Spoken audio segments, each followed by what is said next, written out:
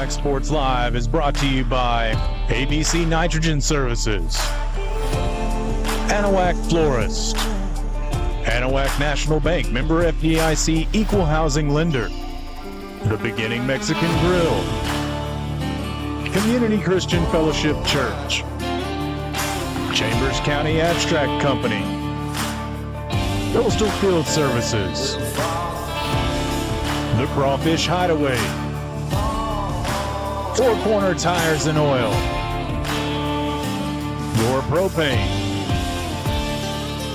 Jerry's Oysters, Porter's Wild Game Processing and Alligator Farm, Title Services Incorporated, Swanky Insurance Agency, and Wilcox Drugstore in Anahuac.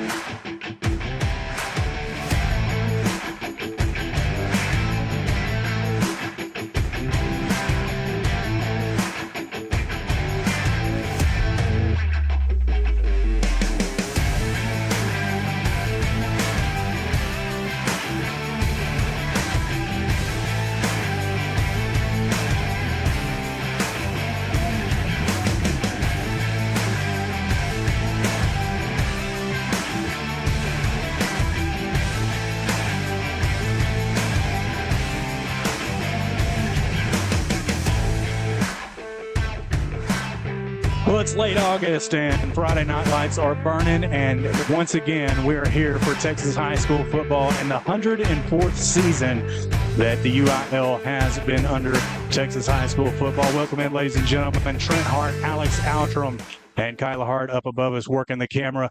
We appreciate everybody coming in for this week one matchup between Cypress Christian and the Anahuac Panthers. Alex, it's good to be back up here in the booth. No, absolutely. Friday night. Some more beautiful weather, actually, as lots cleared out, beautiful skies, and it's going to be a little bit cooler than anticipated as instead of the last few years where it's been burning up. So should be fun. 5 years of broadcast excellence starting this year, and it is definitely good to be back, partner. Definitely is, and we welcome in everybody to the Porter's Processing pregame show. First, we're going to talk about the Cypress Christian Warriors, an 8-4 team in 2023, advanced to the area round of the playoffs last year. And I'm not sure that that's correct, Alex. You said something about them winning the Division II TAPS state championship a couple of times. Yeah, twice in the last 7 years, this Warrior team has won the championship. This is not your normal TAPS team, and is definitely going to be a team who is definitely an opening challenge for this Panthers ball club, especially their running back, who has already received an offer from Kansas, John Kelly, the senior running back, and he could definitely be a problem on the offensive side of the football for the Warriors. Yeah, he could. They won their district last year convincingly, ranked number 7 in the Max Preps for TAPS Division II. You can take that for what it's worth coming from Max Preps when it comes to football, but do not be fooled. As Alex mentioned earlier, this Cypress's team is not just your ordinary private school. This is a good football team, and this is definitely, like you said, Alex, a great test for the Anahuac Panthers coming right out of the gate in week one. On the offensive side of the football, the Cypress Christian, I watched a little bit of film on them today. One of the many offenses working out of the spread that we'll see this season. It's that's becoming the norm here in the last few years, I would say. But Cypress is not particularly pass heavy. They're not afraid to run. We mentioned their running back earlier that is already committed to Kansas. He is quick and he has great vision. Anahuac will have to contain the inside gaps up front to make sure that he does not get out in the open field, because he is super fast and he will get away from defenses really quick. With that, it opens up the play action pass, and you'll see that many times out of this Warrior offense. There are many weapons to the outside at their disposal, and the key to Anahuac containing that tonight is they're going to not have to get so excited and not get impatient and start overrunning ball carriers and missing tackles. Now, what you'll hear here coming up in Coach Nice's pregame interview is making sure one of the keys to victory tonight was definitely locking up and tackling, because he can get loose easily and create chaos. On the defensive side of the football, looks like they run a 4-3, 4-2-5 defense going back and forth, and it could definitely create some matchup issues for this Anahuac Panther offense. Yeah, they're pretty good at defending the run. They got some good size up front, but their defensive backfield is very disciplined and they stick to their assignments. They have, like I mentioned, that size up front, but if I had to put a weakness out of this defense, it'd have to be in the secondary, which may end up boding well for the Panthers offense, which we'll talk about here in a bit. But first, we're going to take a quick break. We're going to come back with a Coach Neese interview. So everybody stick around for that interview, and we'll talk about the Anahuac Panthers right after this on Anahuac Sports Live. From custom processing, professional guided hunts, high tanning, and gator merchandise, Porter's Processing and Alligator Farm offers a personal experience like no other. Locally owned and operated in Anahuac, Texas since 1987, Porter's has been Southeast Texas' choice for any hunting adventure need. Now offering full-service processing of gator, deer, beef, hogs, and other wild game, make Porter's Processing this hunting season's one-stop shop. Go to portersprocessing.com or call 409-267-8413.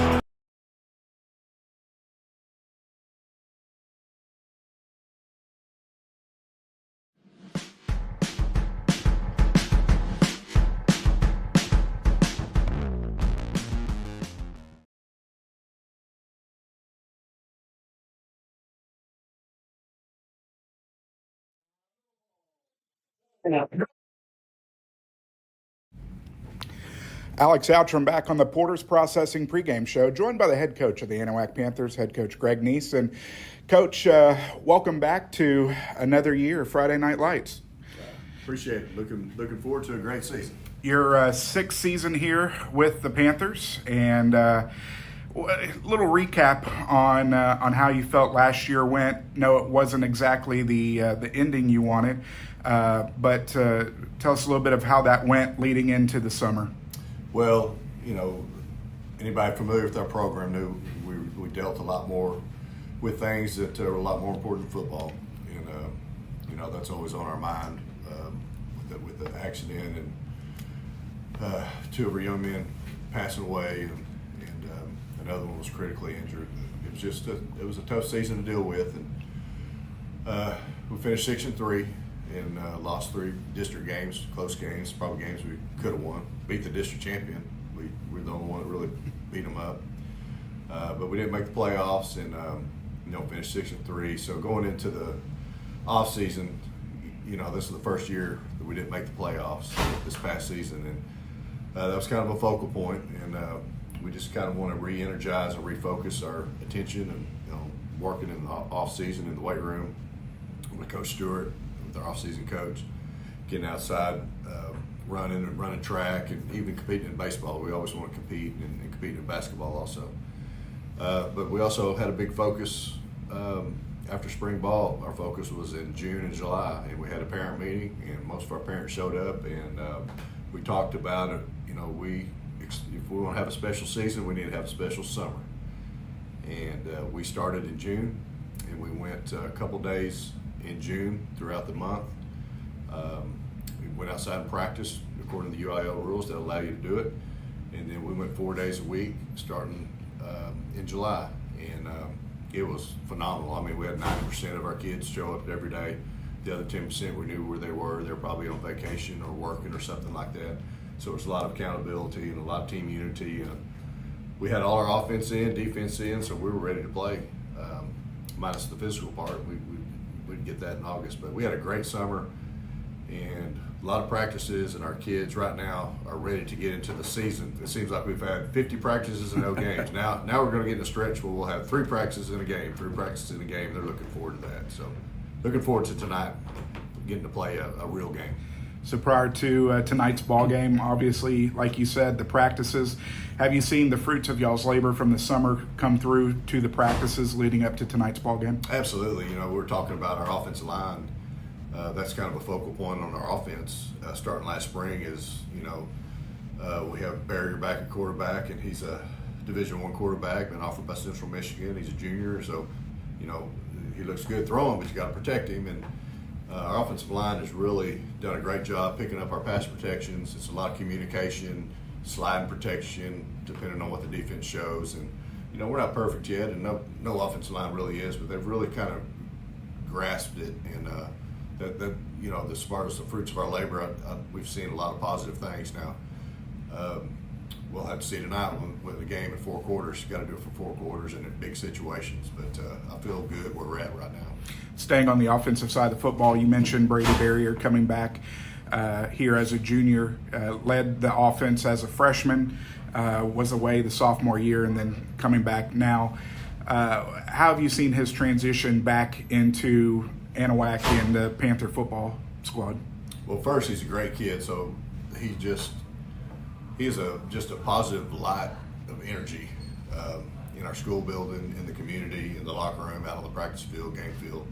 Great kid, and he's just a natural born leader. But what he does for us is gives us a chance to really push the football through the air, and he is a big time leader. He's a big time leader during good times, but also bad times, and we're just excited that he's here, and he's going to help us win a lot of football games.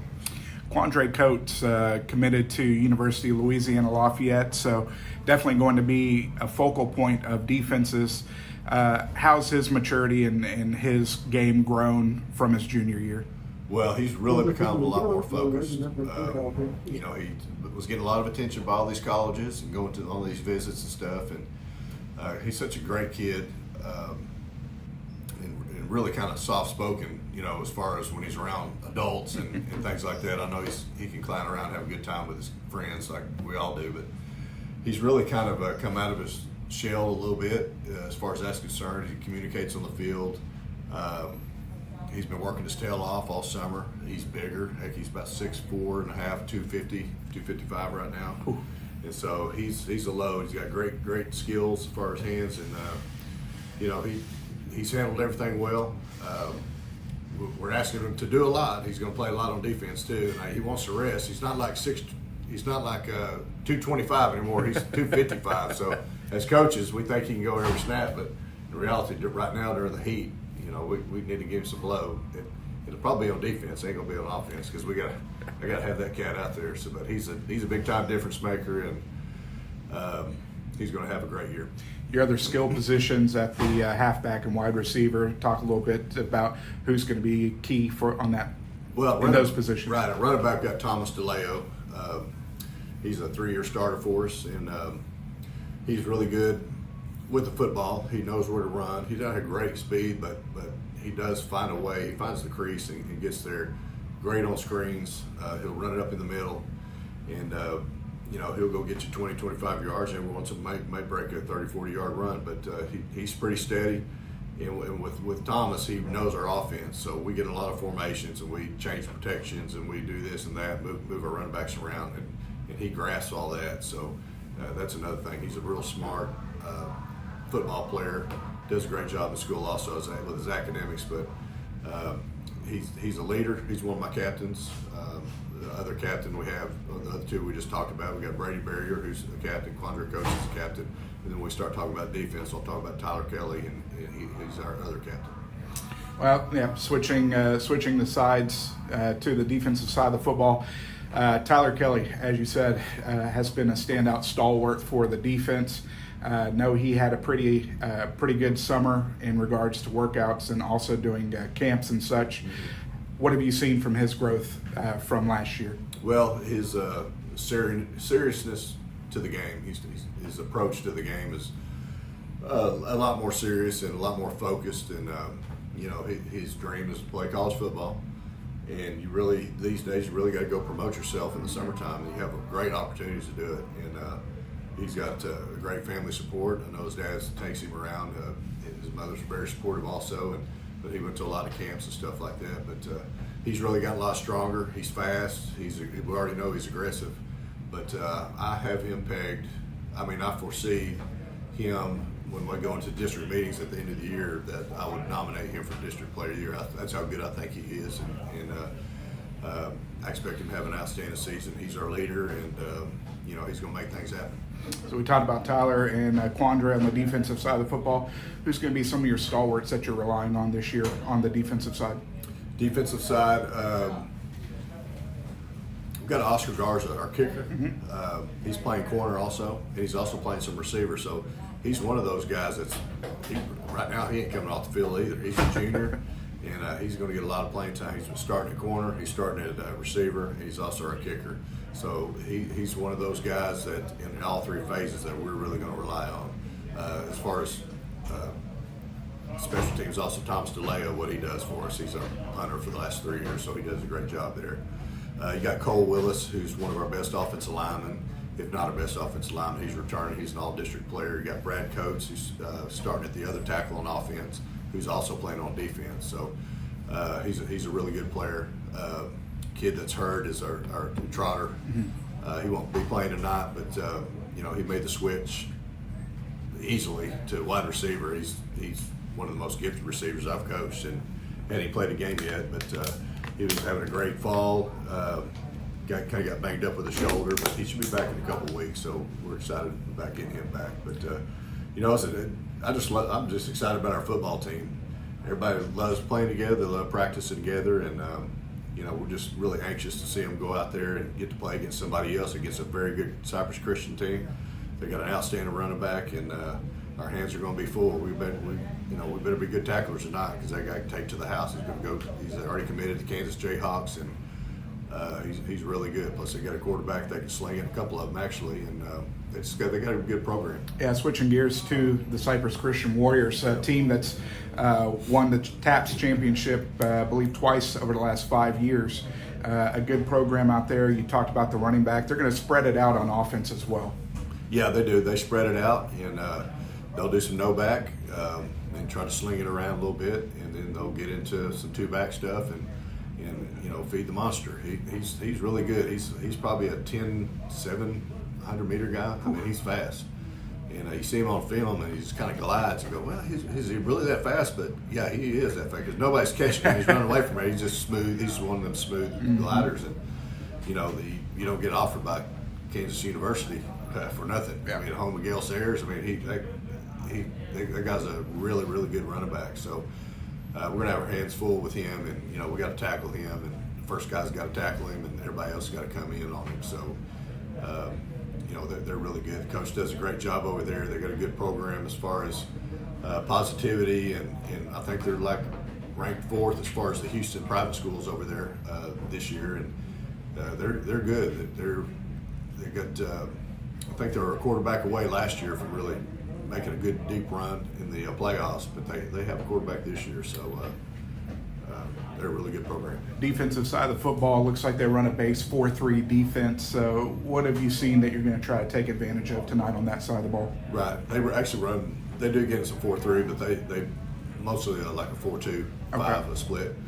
It starts with their number 88. You'll see him. He's their defensive end on their left side or our right side. Now, he may be flopping tonight, but that guy's really good. I mean, he takes C-gap, and he's really strong, and we got to take care of him, because he's going to cause havoc if you do not. So it really starts with him. Got a really good linebacker also, and they're just really aggressive to the ball. They're very well coached, and you can kind of tell. You tell what a team looks like when they're getting in their stance right before the play, and everybody's down in a good fundamental stance, and then how they react to the football and all their reads, and they're just very well coached. I talked to the head coach last night. They put a lot of time in the weight room, and that's one of the things that he's very proud about. And you can tell they're pretty strong football players. And if people are thinking we're playing Cypress Christian, it's just going to be a pushover game. That's not it. This is going to be a war. I'm telling you right now. So either team can win. Hopefully we'll come out on top, but it's going to be a war. It's going to be a very good contest. Definitely excited for tonight. Keys to victory in tonight's ball game. Well, we got to, protect the football. We got to make sure we don't fumble the football. And we did a pretty good job in the scrimmages as far as not turning it over. Didn't throw any interceptions as far as with our first group. And just got to stay away from that, because the first game jitters and everything's all hyped up, and you got to have some positive things happen early. You know, if some negative things happen early, I mean, it's just, you know, not that you can't overcome them, but it's, you know, teenage kids and they get all hyped up, and it's sometimes hard to overcome. But, you know, looking for a fast start, hold on to the football, and tackle number 4. Yeah. All right, Coach. Well, as always, appreciate your time before the game, and best of luck in this 2024 season. All right, appreciate it. Thank you. Head coach Greg Neese of the Anahuac Panthers as we continue the Porter's Processing pregame show after this on Anahuac Sports Live. Help us be aware of his presence with us in the game. Amen. Ladies and gentlemen, if you'll remain standing and turn to the scoreboard into the field, we'll have the playing of the national anthem. The flag is being raised today by FFA members Natalie Granger, Paisley Wells, and Shane Rakestraw.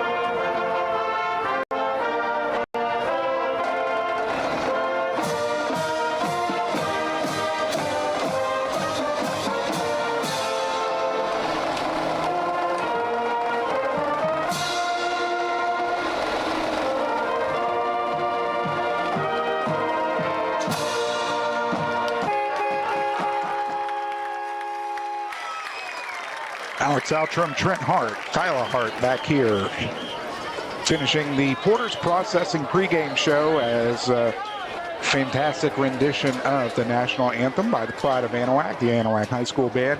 And Trent, looking at the offensive side of the football for the Panthers,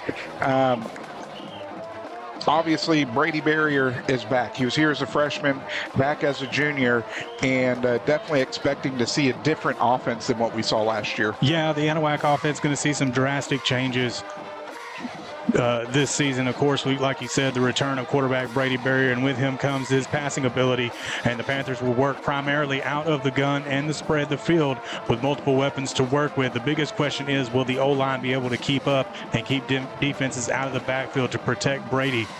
The Anahuac offense is, we had a whole lot of all my graphics and everything ready to go from stats from last year, and but last year, we talked about it. It was, kind of an up and down roller coaster ride for the Panthers as a whole. But as you heard Neese talk about, they're going to be leading on Barry. They're going to lead on Thomas Dello. He won't have to carry the load, but we will see him catching passes in the flat. Those bubble screens that the Anahuac offense likes to run, and, but we'll probably see Thomas, take up some short yardage situations. Quandre Coates, we already know about him, led the district in receiving last year. Talon Cunningham will be back tonight working from the outside. Unfortunately, Logan Trotter is out with an injury for a little while, but he'll be back before you know it, and you can expect Barry to look at him often when he does get back. No, absolutely. Defensive side of the football still have some stalwarts coming back, including Tyler Kelly and Quandre Coates. Yeah, Tyler Kelly, 108 tackles last year, 19 for a loss, 6 sacks, 6 for fumble recoveries, or forced fumbles, and 2 fumble recoveries. And then, of course, Jason Nelson had 37 tackles. But the thing is the defense lost a lot of key players. Defensive back Brooks Henneke, also another defensive back Dylan Derryberry, and Baylor Lamperman, and of course Garrett Dye. All key holes that the Panthers are going to have to fill. They did a pretty good job last year, especially in the red zone, creating turnovers, and that bend not break mentality we've talked about over the years since Neese's takeover here in Anahuac. The biggest hill that Anahuac will have to climb will be on this side of the football, returning only 5 players defensively. We'll see how Coach Neese has plugged some of those holes, especially in the secondary. And that will conclude the Porter's Processing pregame show here on Anahuac Sports Live. Year 5 kicking off here as we are set to go from Kyle White Stadium. And I tell you what, The more things change, the more they stay the same. And that one over there never changes. For those that are talking, we're talking about the voice of the Anahuac Panthers. Next to us, Guy Robert does an excellent job here at the stadium every single year. Anahuac won the toss and has elected to receive. Back deep for the Panthers.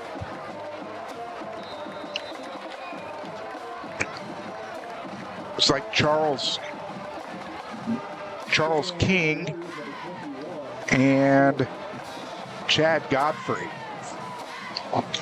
So we are set here to get it underway. Matthew Story gets under it. End over end kick coming to the near sideline, taken at the 10. Across the 15, 20. And it's going to be met there by a defender coming in and laying the smack down. Dyson Zarro, the sophomore, making the special teams tackle for the Warriors, but the Panthers will set up shop at their own 20 to begin their first ball game of the year. Brady Barrier will bring the offense onto the field. Thomas DeLao is going to be the starting running back. Quandre Coates, as they're going to go 4 wide. Braden Edmonds, Oscar Garza out there as well. See how this first drive goes for the Panthers. A lot of people say you'll tell a lot about a team on their first drive of the year. Barrier quickly to Garza, head down the sideline he goes. 30, 20, 10, first play from scrimmage. Panthers. A great play down here on the near sideline to Garza, and right out of the gate, the Anahuac Panthers strike first to start the season off with a great note. I don't see any flags. That one will count, and we'll go back to the instant replay that is going to work. Coastal Field Services showing you Barrier, just a 3-step drop, hits Garza, avoids the defender, takes it down the sideline to the house. So Garza going to cap off his own touchdown with the point after is through and true. So with 11:43 remaining in the first quarter, the Panthers have jumped out first as they lead it 7-0 back after this on Anahuac Sports Live. Book your all-inclusive gator hunt with only the best. Porter's Wild Game Processing and Alligator Farm takes personal care in your experience, being the only service that offers a hunt of a lifetime with processing, high tanning, taxidermy, and the meat from your harvest all in one package. While you're there, be sure to get signed up for this year's Marshmaster Classic, an annual competition that awards big cash and even bigger belt buckles. Speaking of big prizes, let's not forget about the Great Texas Alligator Roundup at the one and only Texas Gator Fest, September 13th through the 15th. Porter's has been the exclusive partner of Gator Fest for over 30 years, so why trust anyone else but the professionals? The official start to the season is September 10th, so don't wait. Book your hunt today by calling 409-267-8413, or you can visit them on the web at portersprocessing.com. And welcome back, ladies and gentlemen, to Anahuac Sports Live, where the Anahuac Panthers have struck first here in the ball game, up 7-0. Oscar Garza went and took it to the house and then kicked the PAT himself. What a great start to the offensive side of the football for the Panthers. We'll see what they can do on defense. Garza has it teed up at the Panther 40-yard line. Back deep for Cypress Christian is John Kelly and Wesley Moreau. Fakes the end around. Moreau across the 20 is looking for the corner and is going to be taken down. It looks like they're going to mark the line of scrimmage at the 27, and that is where the Warriors are going to set up shop for their first drive of the ball game. Yeah, kind of faked us out there trying to go for the end around a little bit, but kept it himself. They'll have pretty decent field position to start their first possession of the year. And we'll see what this Kansas commit running back has. I watched a little bit of film on him today. He is fast, and if we got to be able to contain him on the inside. Beckett Sweeney brings his offense onto the field for the Warriors, the senior. First play from scrimmage is going to be a handoff to Kelly. Kelly's going to push across the 30, fall forward to about the 32. Will be a pickup of 4, makes it second down and 6. They really like to work off the tackles, and you're going to see that quite often. They'll try the edge too, but not nearly as much.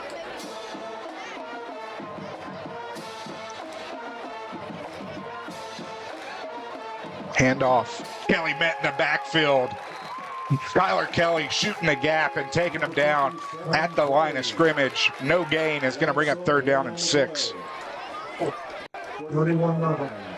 Thank you, Aaron, for noting my scoreboard error. We got to knock off some rust, don't we, Alex? That's why we're getting it out of the way now. Maybe should have gotten it out of the way at the scrimmage, but appreciate you, Aaron, for commenting and noting that. 3rd down and 6 for the Warriors. Swinney out of the gun, offset to his right by Kelly. Sets back, trips to the near side. Fire is going to be just Garza. Oscar Garza. And Oscar Garza, once again, the big playmaker on the defensive side this time. Neese mentioned it in the interview that they're going to be leaning on him a lot this year, and he's already making an impact. Garza with the touchdown on the first play of the game stops the drive here for the Warriors and sets the Panthers up with fantastic field position. 1st down and 10 from the 33. 10:25 remaining here in the first quarter. So Barrier's going to be from the near hash. Offset on his right by De La O. 4 wide. Garza, Coates in motion. Firing it to Coates. Coach trying to get the corner, and does across the 30, bullying his way forward, is going to get pushed out of bounds at the 28. That's going to be a pickup of 5. We'll bring up 2nd down and, or no, that's going to be a pickup of 4. We'll bring up 2nd down and 6. First pass over there to Quandre Coates, the district leader in passing, or in receiving last year. Quickly, Garza round the right side, turns on the afterburner. Ball is loose. Comes out of bounds. Going to fall out of bounds. No harm, no foul. Will be a 1st down after the pickup of 10. Got away with one there, coughing up the football and it going out of bounds, but it'll move the chains and another 1st down for the Panthers. 3 for 3 for 94 yards for Brady Barrier so far.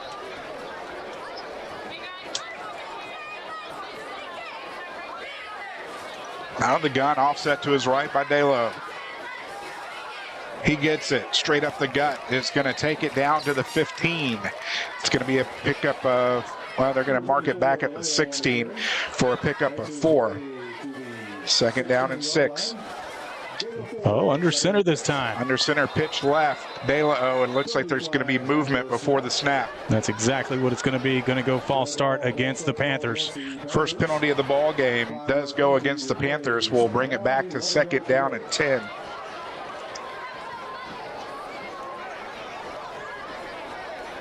Early here in the first quarter, Anahuac leading Cypress Christian 7-0. 4 wide. 2 to each side. Barrier looking downfield. Has Garza again at the 15. Fighting his way forward, is going to pick up an extra yard. That's going to be a pickup of 6. Then we'll bring up 3rd down and 4.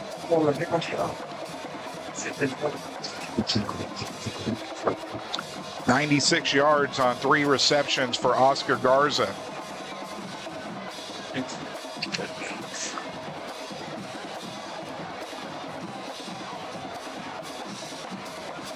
Braden Edmonds and Talon Cunningham to the far side. Looking for Edmonds, has him down the seam. It's going to be just over the reach of Braden Edmonds. And the triple coverage over there. Almost thought that there would be a flag on that play, but not enough contact to bring up 4th down. First incompletion on the evening for Barrier, and they're going to keep the offense out there on 4th down and 4. Garza's got the legs. Surprised they don't try to take the field goal here, but they're trying to make a statement. From the near hash, Brady looks, has a man. Cunningham is going to go in and out of the hands as he had the ball on the break, had it knocked away, and that will be a turnover on downs. Oh, it had him knocked away. I thought he came down with it, and he didn't. Press the replay button a little bit too soon. So turning it over in the red zone, are the Panthers going to give it back to the Warriors? Set it down. So the Warriors will begin their second possession of the ball game from their own 15.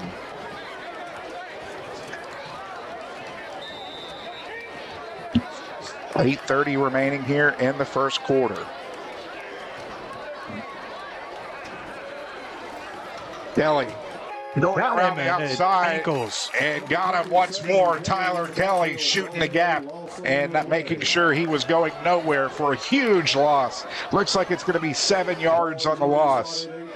Kelly on Kelly crime. Sorry. That's a good one right there, Alex. I like that one. Kelly on Kelly crime. Second down at 17. From the Panther 8, in between the 7 and the 8. Swinney out of the gun, 5 wide, looks right, rolling, under pressure. There's going to be a flag, and that's going to be complete. If that's holding, and depending on it is. If it was in the end zone, I'm assuming he threw it out of the end zone to see where it was. If it would have been in the end zone, it would have been a safety. Nonetheless, the completion will not count, and the Panthers will assuredly take the half the distance to the goal on the holding. Yeah, flag was thrown out of the end zone somewhere around the 5-yard line. And that's where they're going to step it off to, around the 4. So it's half the distance. It's going to be a 4-yard penalty. Having to fix the chain a little bit. Okay.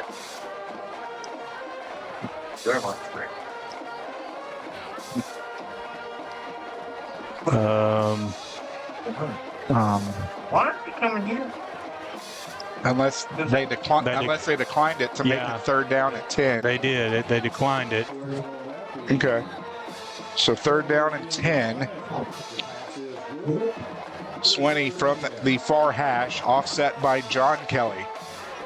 He's going to keep it himself, looking for defenders, is going to push his way forward to the 21. That's going to be a pickup of 6, and that will not be enough to move the change, and the punting unit will come on for the Warriors. A good defensive stop there by the Panthers. Tyler Kelly getting into the backfield, making a huge play, and then the decline penalty, forcing the 4th down. And after turning over to on downs, the defense really needed that one. So 4th down and 4 here, clock running, under 7 minutes remaining in the first quarter. The punter is Dominic Lacandro as he gets it off. Nice punt, is going to fall quickly, and fair caught at the 44-yard line. King Charles receiving back there for the Panthers receiving team. Yeah, it goes to 40.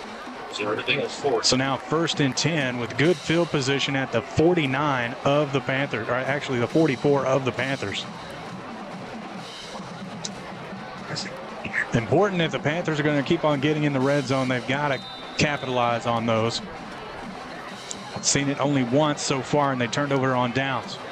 Barrier sets back under pressure, is going to look to keep it himself, trying to get to the corner, does. Is going to get pushed out of bounds as he's going to make it to the 48. Give him a pickup of 4. We'll bring up 2nd down and 6. That was one of the things that I was going to bring up in the pregame show about Brady Barrier, and since we've seen him as a sophomore and his ability to move out of the pocket now and get some yardage with his legs. Quick pitch to De La O, cross midfield, pushes his way forward for a pickup of 5, move the chains, 1st down. But just to elaborate on that, he's gotten a lot more quickness, a lot more vision and confidence in himself to take that ball and run with it when he's under pressure like that. 3rd first down of the ball game for the Panthers. 4 wide, 2 to each side from the far hash. Anahuac moving left to right. Quick toss is going to go to Cunningham. Cunningham breaks some tackles, is going to get You see where they mark it. They're going to mark them just short, I think. Yeah, they're going to say a yard short. So pick up a 9. Cunningham's first reception brings up 2nd down and 1. Pitch right. De La O has the first down and more. Gets taken out at the 30. Give them a pick up a 6, and the Panthers are churning. Yeah, they're on a roll here, getting a little bit of rhythm. We didn't see the Panthers go under center at all during the scrimmage, or at least I didn't see it against Hardin-Jefferson or the week prior against Liberty. So this is a kind of a delightful surprise. From the near hash, De La O switches sides. 5.5 remaining. Barrier's going to keep it himself. Straight up the gut. Pushes his way forward. Makes the defender miss. That's going to be a pickup of 11. Move the chains. First down. And they keep it on rolling this time with a design quarterback keeper play for Barrier. Drew right up the middle. Then the hole opened up for him, and he got another 11 yards and a first down. Panthers inside the Warrior red zone.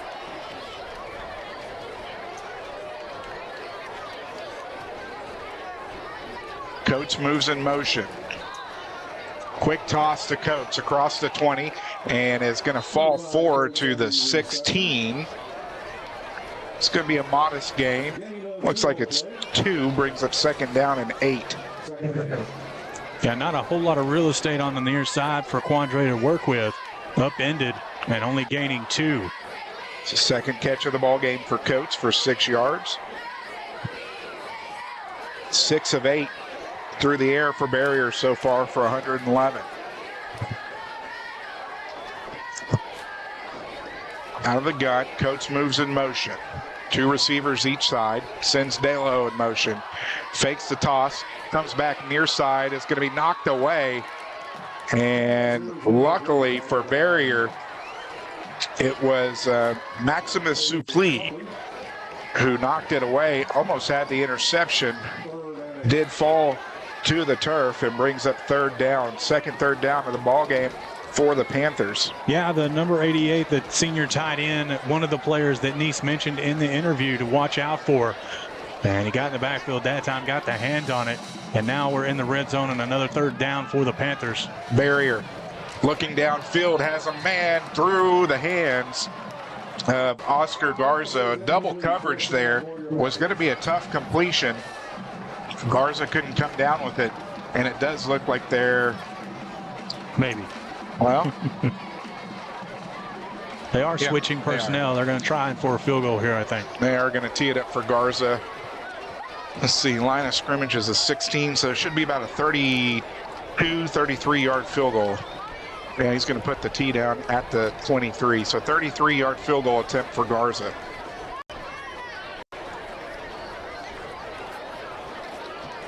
Bobbles his snap.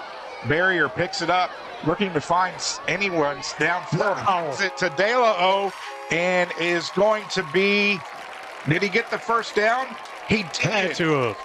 9 yards, had 1 more yard than he needed. Talk about making something out of nothing. We'll go back to the Coastal Field Services replay, and a big break there for the Anahuac offense as the snap was bobbled. Barrier picks it up.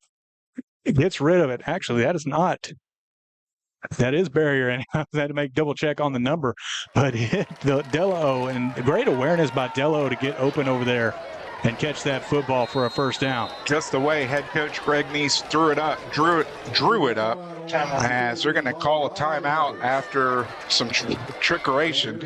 4:02 remaining in the first quarter. Panthers lead at 7-0 back after this on Anahuac Sports Live.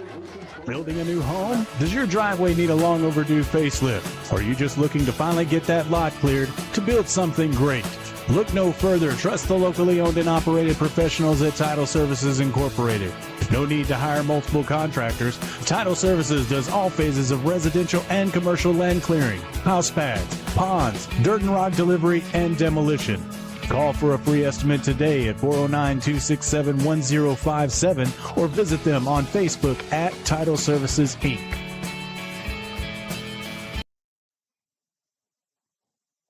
Welcome back, ladies and gentlemen. Anahuac Sports Live. If you would like to donate to the channel, and get a special shout out or a message live here on the air, you can send a donation to Venmo at AnahuacSportsLive, CashApp, $AnahuacSportsLive, or you can scan any of the QR codes, including the PayPal one there on the right-hand side of your screen. Any donation is very much appreciated. It keeps us going and helps keep these broadcasts absolutely free to you, our fans out there, and we appreciate every single one of you. First and goal from the 7-yard line.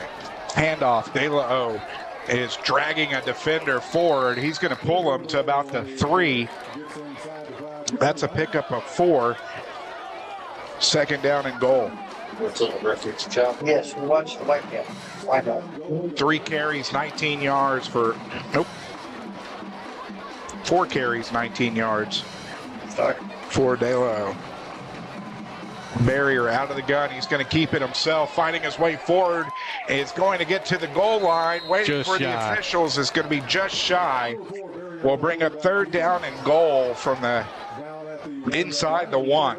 Would expect them to keep on pounding it here on third down and look for De La O to get this next carry. 11th play of the drive here Quarterback sneak. for the Panthers. Could be the tush push.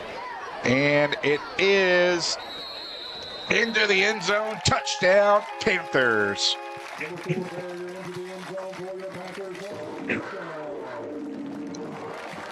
So off of the fortunate bobbled snap on the field goal attempt, and the Panthers able to make something happen here as we see the swinging gate formation from the field goal or the extra point unit on the field.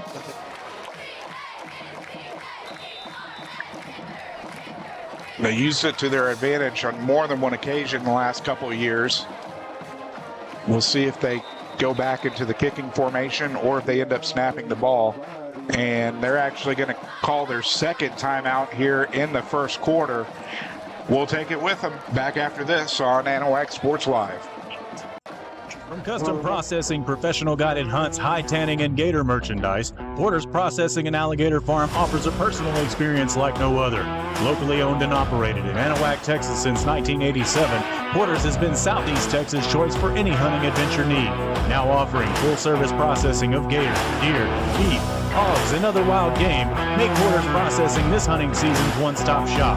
Go to portersprocessing.com or call 409-267-8413. Alex Outram, Trent Hart, Kyle Hart back here from Kyle White Stadium as the Panthers are looking to tack on 1 or 2 points after the 1-yard quarterback keeper from Brady Barrier. They currently lead at 13-0 over the Cypress Christian Warriors.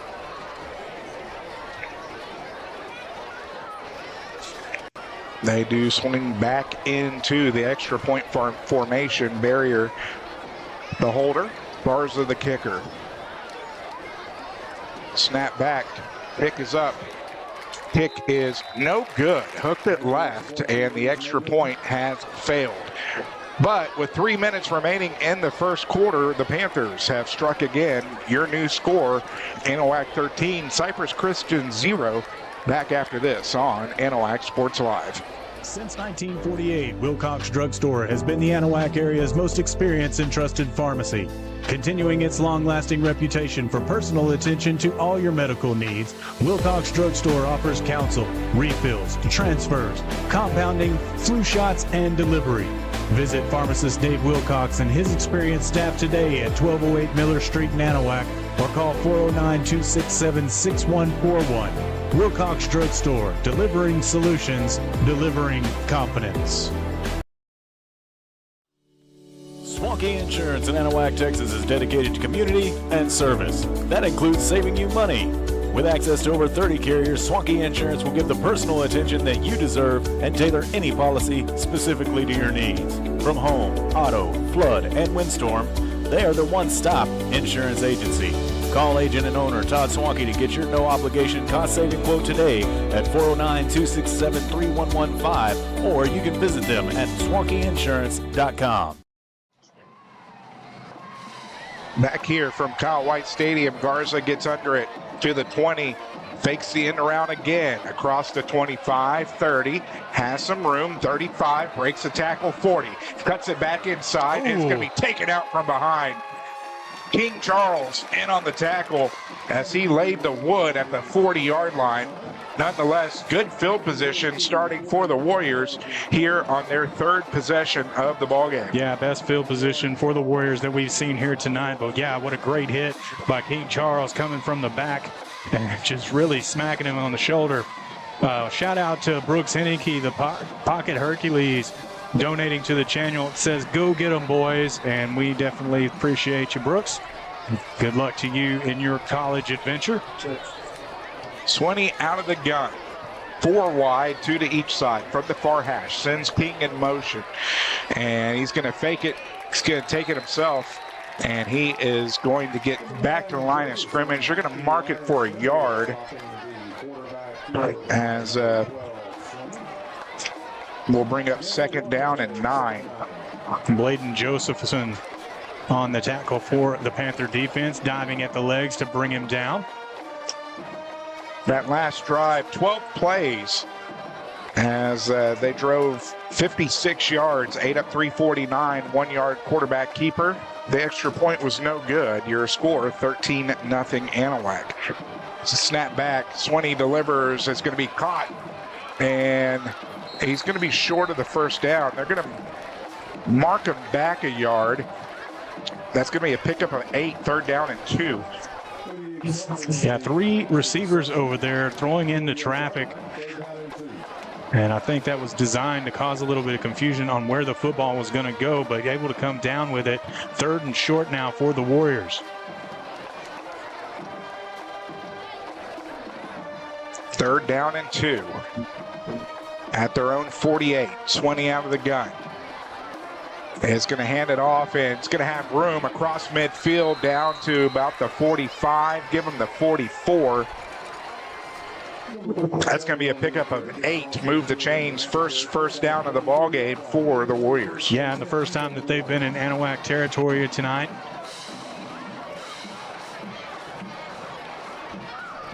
Got to really be able to keep the running back Kelly from getting past that second tier. They did, but push forward. Got a fresh set of downs now for Cypress Christian.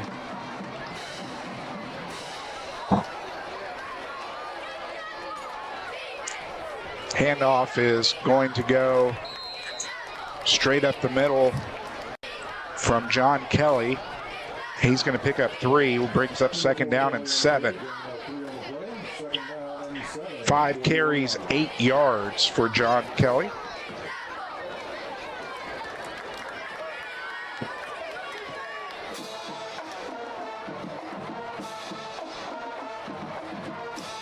Swinney out of the gun. From the far side. 4 wide receivers offset to his left by John King. Sets back, looks downfield, under immense pressure, and it's going to be taken down. Tyler Kelly gets him in the backfield for the sack.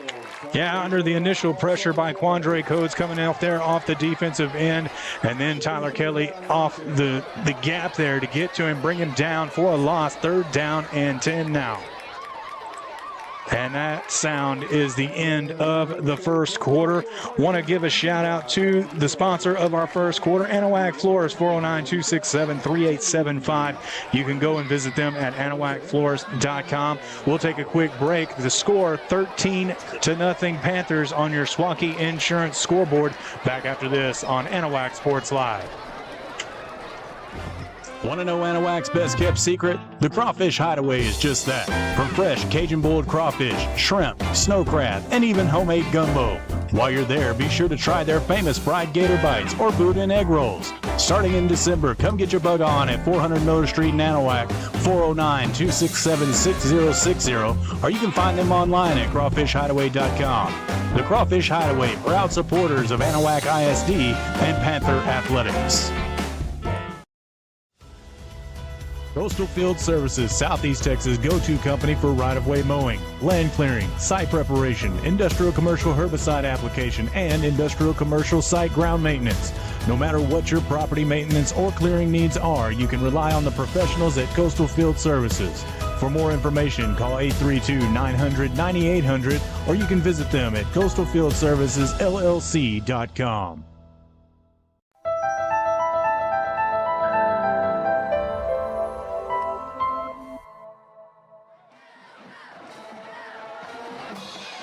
First play of the second quarter coming up is 3rd down and 10. Trips to the far side. Swinney out of the gun. Sets back under pressure again. Hit as he threw and is going to fall to the turf. I was kind of holding my breath there on the outside while King Charles was defending that with his back to the football.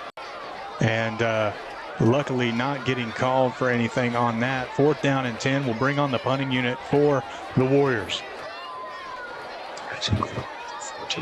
Yeah. Rice Consolidated leading East Chambers 14-0. Yeah, I wonder why our ticker is not updating. Let me check that out. There we go. As nice punt by the quarterback, Swinney, as he gets all of it. It goes through the end zone, and the Panthers will set up shop at their own 25-yard line to start their next possession. We'll let everybody know that we have plenty of sponsorship advertising spots left available here on Anahuac Sports Live. It's just week 1 as we look at the awesome rainbow there in the distance, but it goes all the way across. No, if you've got a business that you would like to get some really good advertising, we can custom make anything to your need. Video, graphics, slideshows, whatever the case may be, just give us a holler, 409-527-2949. Offense back on the field for the Panthers from the 20. Barrier has time, looking downfield, has Cunningham sit at the 45. Down the sideline he goes, pushed out of bounds at the 22-yard line. Absolutely hit him in stride. Talon Cunningham down the near sideline. Let's go back to the Coastal Field Services replay before they hurry back to the line here. And they're going to try and run another play. 59 yards on the pass. We'll come back to it. 179 yards in the air for Brady Barrier, and just like that, in the red zone of the Warriors. 1st down and 10. The deep ball ability with Barrier back there is incredible. Pitch left. De La O is going to get met in the backfield. He's going to lose a yard. We'll bring up 2nd down and 11. Yeah, we'll go back to that previous play where Cunningham grabbed it. I mean, he was in full stride and was able to come down with the football as Barrier hit him perfectly. I mean, steps up in the pocket and a perfect pass to Cunningham. The kid is a special arm. 4 wide. They're going to say the loss of 1. Barrier's going to keep it himself. He's going to move forward for 3. We'll bring up 3rd down and 8.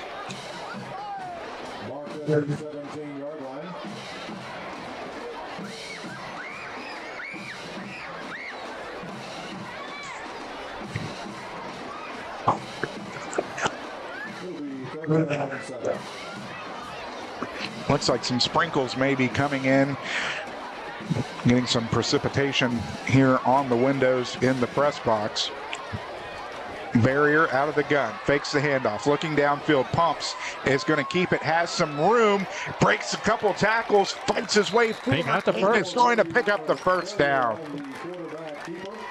Wow, great determination there by Barrier to make something happen. All of his defenders downfield covered, steps up and spins out of a couple of would-be tackles and leans forward, and now it's 1st and goal. Picks up 8, moves the chain, 9 first downs here in the first half for the Panthers. 27 rushing yards on 5 carries for Barrier. Out of the gun, sends Coates in motion, trips to the far side, sets back, looks left, screen, De La O has some daylight, gets caught from behind. It's going to be a pickup of 3 will be second down and goal. And that's number 50 for the Warriors, Hudson Dennis, that was able to catch him by the shoelaces to bring De La O down. They'll continue to punch it, I think, with the run as this time Barrier comes under center. Second down and goal from the 5. Barrier fakes the pitch, takes it straight up the gut into the end zone. Touchdown, Panthers. It is amazing to watch from his sophomore year to this year, and we didn't get to watch him last year, right, with the numbers spoke for themselves, but a lot of design plays for him that you use his legs this time, and it's definitely something that I wasn't expecting. No. But it is definitely nice to see. Swinging gate formation. Will swing back, and the Panthers will be going for 2. Under center, Barrier, pitch right, De La O into the end zone. 2-point conversion is good. So with 9:25 remaining in the first half, Anahuac has extended their lead 21-0 on Cypress Christian on your Swanky Insurance Agency scoreboard, as we'll be back with more after this on Anahuac Sports Live.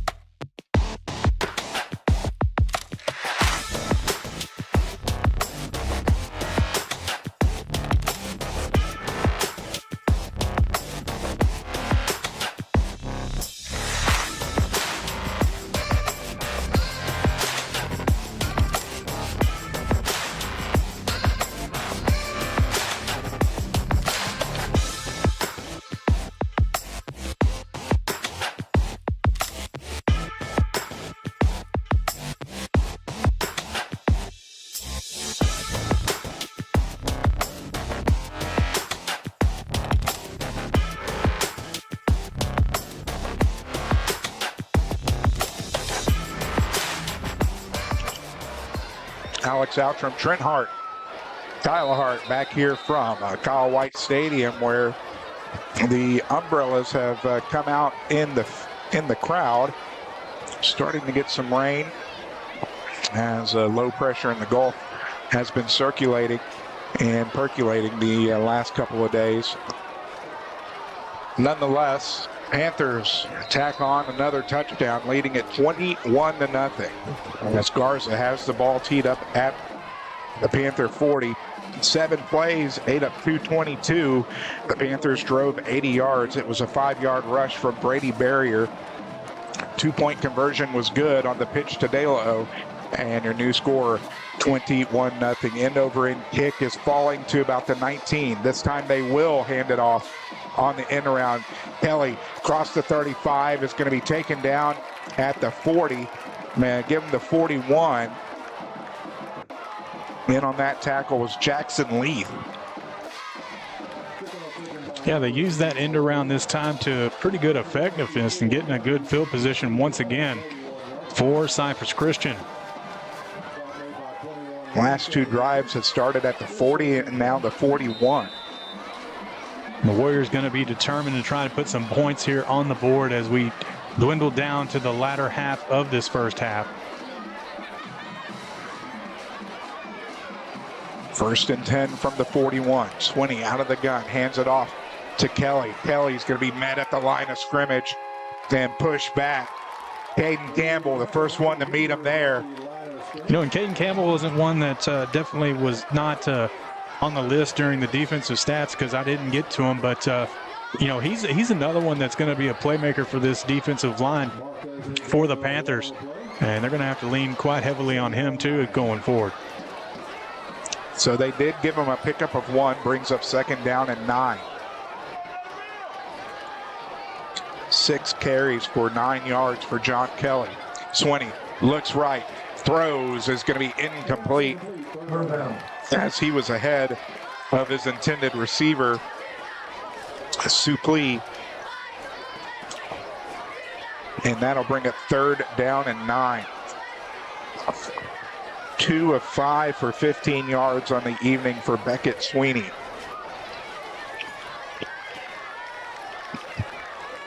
And tell you what, Suplee, he's all of 6'2" at least. Oh yeah, maybe even 6'4". He is a big option on the outside. Sets back. Is going to look to keep it himself.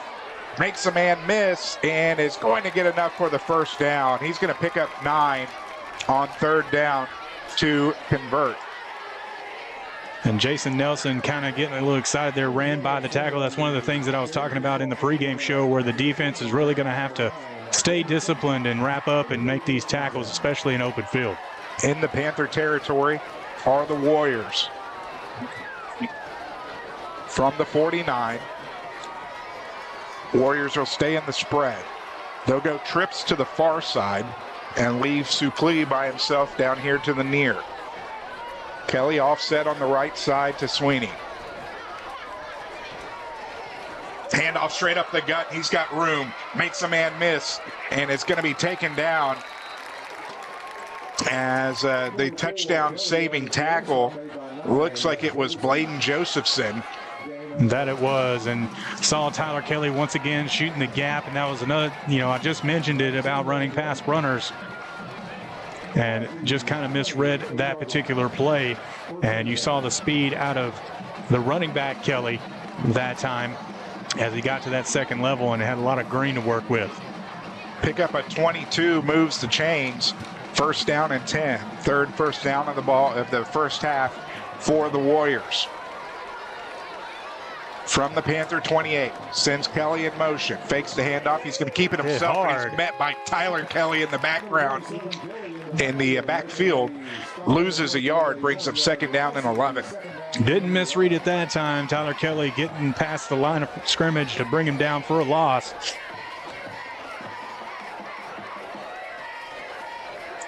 Boy, looking over to the north, you can tell it is coming down. Definitely is. Hopefully it'll stay around us. Don't mind the rain, just don't want the lightning. 2nd down and 11 from the 29. Sweeney has time. 20 seconds still left on the play clock. Gets the snap, sets back, looking downfield under pressure, and is going to be sacked. Number 74, Zeke Frere in there, along with Tyler Kelly, to bring him down for another loss and bring up 3rd down, and looks like 13. 2 of 4 on the evening on 3rd down for Cypress Christian, and this will be their longest 3rd down attempt.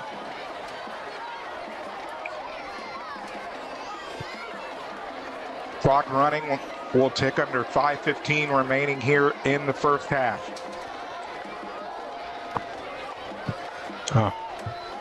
Out of the gun, 5 wide. It's a man in motion. He's going to hand it off, and that's going to be Hoddick. Flags coming in. And I believe this one will be coming back. Or they might, they'll probably decline it. Still be 4th and long. In this area, I don't know. I didn't watch their field goal kicker. It is a hold against Cypress Christian. Nice showing that he wants to accept the penalty.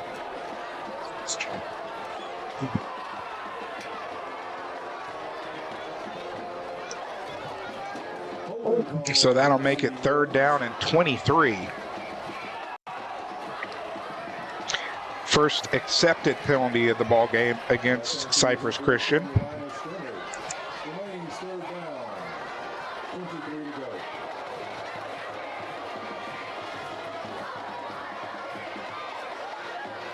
Line of scrimmage will be the 41 of the Panthers.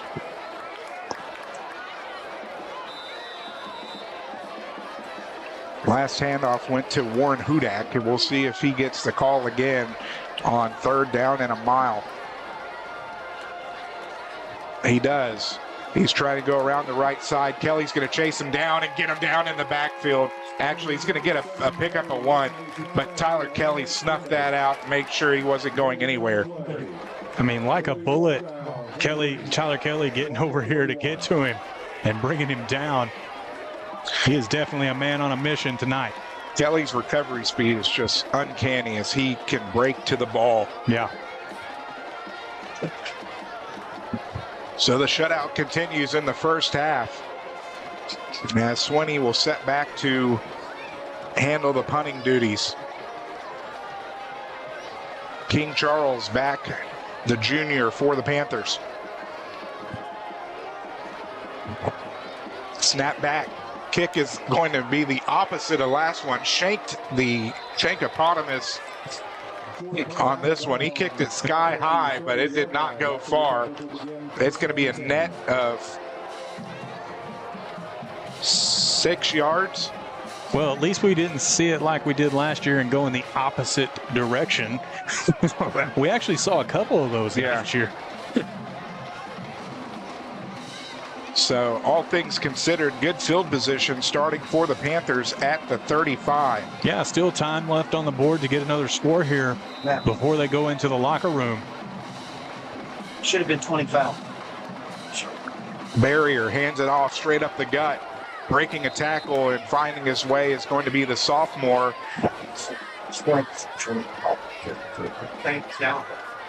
Darian Williams. Pick up a 2, brings up 2nd down and 8. His first carry tonight, I believe. It is. I want to shout out Anahuac National Bank for sponsoring the second quarter of play. 801 Ross Sterling here in Anahuac, 409-267-3106, or you can go to anbank.net. Handoff again as this one is going to Richardson.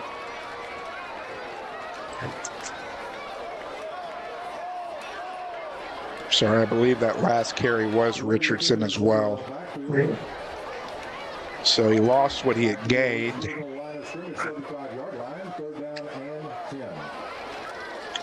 And that'll bring it 3rd down and 10.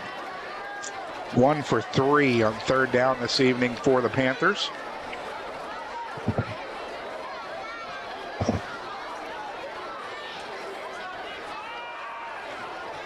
Barrier out of the gun, 4 wide. Low Blitz snap, coming. gets it, and he has a ton of room. Across the 40, 45, 50, 45, gets pushed out of bounds. We'll have to see what the flag was. It is going to be a hold. Yeah, the preliminary call is holding against the Panthers, so that's going to be a huge loss as that 3rd down and 10 becomes 3rd down and 20.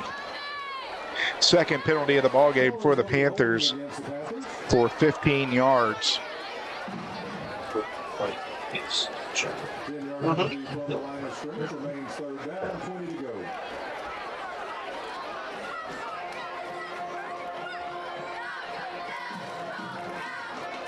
A game that we're watching closely in 3A is Columbus versus Cuero. Columbus currently up 28-10. There at the bottom of your screen, all knotted up. Woodville and Orangefield at 7. Cuero, my favorite mascot in the state of Texas. That's right, fighting gobblers. 3rd down and 20 from the Panther 25. Barrier out of the gun. Sends Dalo in motion. Fakes it. Tight end screen to Coates. Coates is going to pick up some yardage, but not enough. He's going to get 6. And the Panthers will have to punt.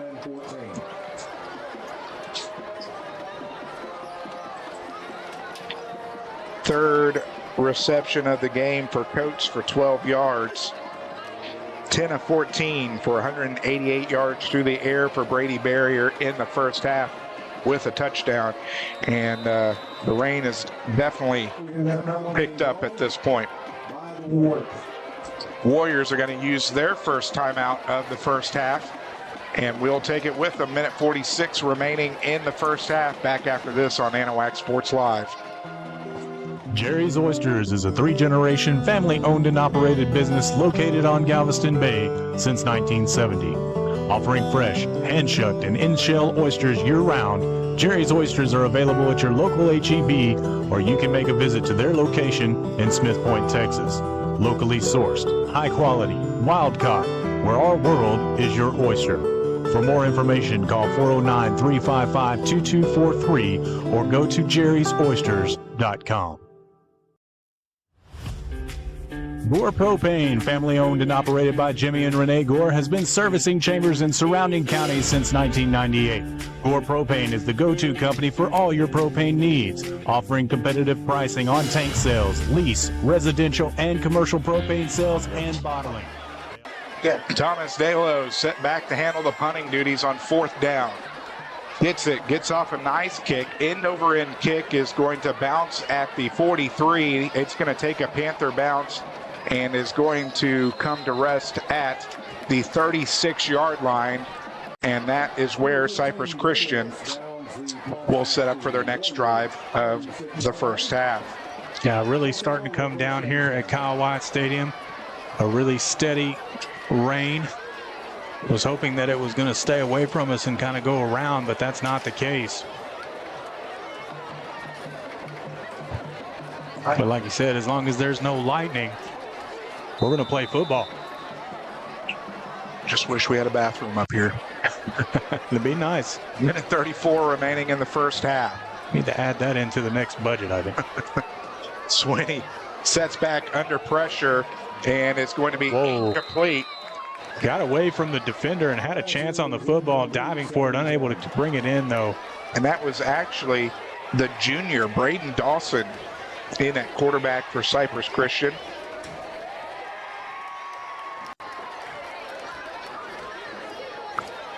Not sure if this is a one-drive move, but trying to get a spark off the bench. Trips to the far side from the near hash. Warriors moving left to right as you look to your screen. Dawson under pressure, sets up the screen to Kelly across the 40, gets met there, stood up by a host of Panther defenders. Doing a much better job at swarming to the football is the Panther defense tonight than what I saw them in the first 2 scrimmages of the year. We'll see how they hold up in the second half. As Cypress Christian continues to use their commit running back to pound it away. 3rd down and 6. Dawson will hand it off. King has some room around the outside across midfield and is going to be tackled inbounds. Again, showing his speed and vision to bounce it out to the far side and get another first down. Looks like it's going to be a pickup of 11. Now under a minute to go here in the first half. Cypress Christian will get the football to start it in the second. Cypress Christian has burned their second timeout of the first half. We'll keep it here.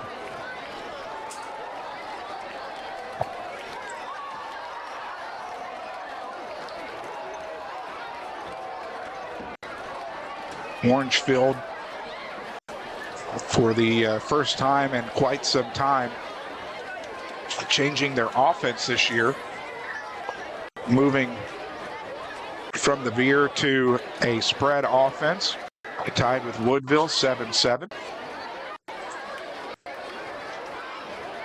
Chapel Hill on top of Jasper 14-0. Big game there in the state of Texas. Stay tuned for the halftime show. We'll see if the band does come onto the field. We'll have scoring recaps, stats, and scores from around the state of Texas. 25. First and 10 in Panther territory from the 47. Sends a runner in motion, sets back, looks downfield, delivers a beautiful ball down the seam. 15 from behind down to the 10. 32-yard completion. Important for the Panther defense not to fall asleep here. The timeout is going to be taken by Cypress Christian to stop the clock with 30 seconds to go. Dyson Zara on the reception. His first of the evening. 5 first down, 5th first down of the first half for Cypress Christian. With 30 seconds remaining before halftime.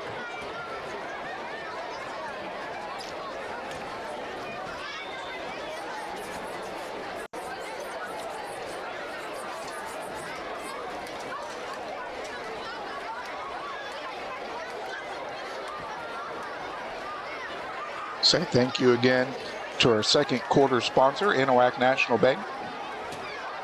801 Ross Sterling. Yes. He's going to chop. anbank.net, 409-267-3106. First and 10 from the 10. Out of the gun. Dawson sets back, pumps. Looking downfield, flag down, gets pushed out of bounds for a loss. Looks like it's going to be holding in the backfield, and it is.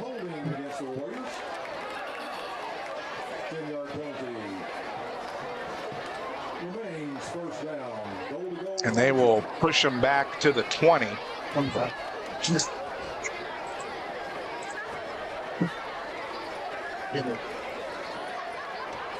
Will be first down and goal from the 20.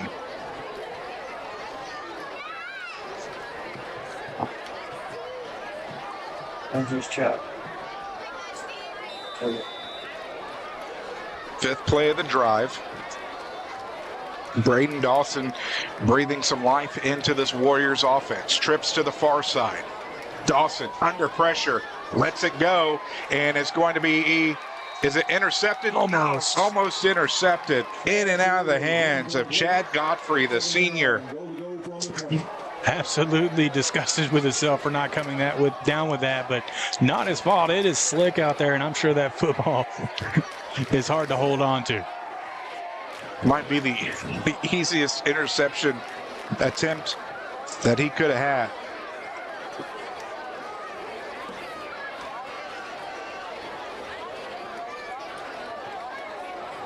Brings up second down and goal from the Panther 20.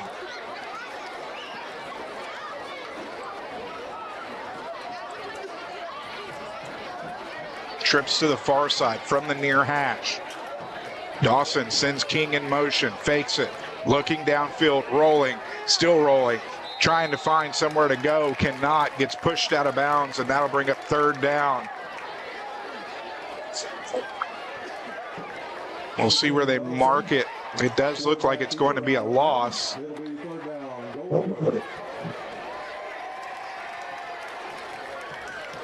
It is loss of 1. We'll bring up third down and goal from the Panther 21. Nine seconds left on the football clock, so that the Cypress Christian Warriors are going to try and put something together here. Get rid of that goose egg that's on the Swanky Insurance scoreboard.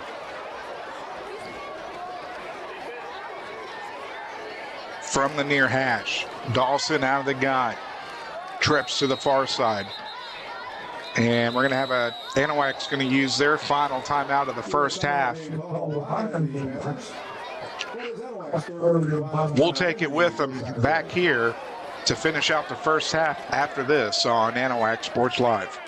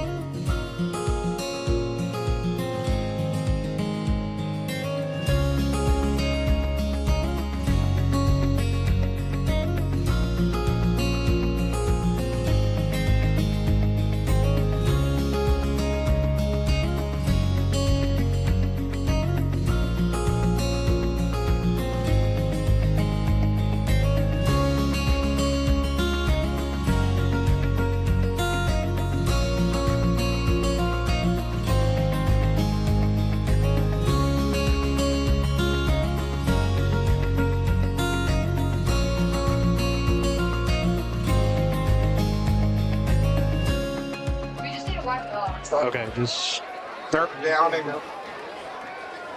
down and goal from the 21, rolling left. Dawson looking downfield is going to be batted up in the air, incomplete. Quandre Coates getting his big paw up there to deny the pass from Dawson. Will bring up fourth down and goal And we'll see if they attempt a field goal in these conditions.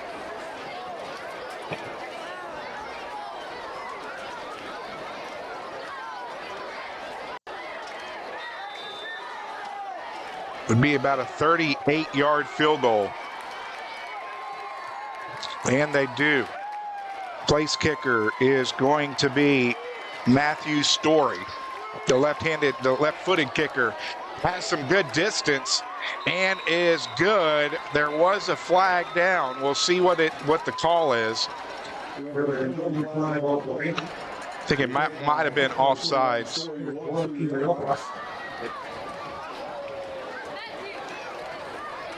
They're talking about, I think you're right, though. Yep. So they'll decline the penalty and take the points, and that will send us to the half with zeros on the time clock. The Panthers starting off the first half of the season properly, putting up 3 touchdowns as they lead Cypress Christian 21-3.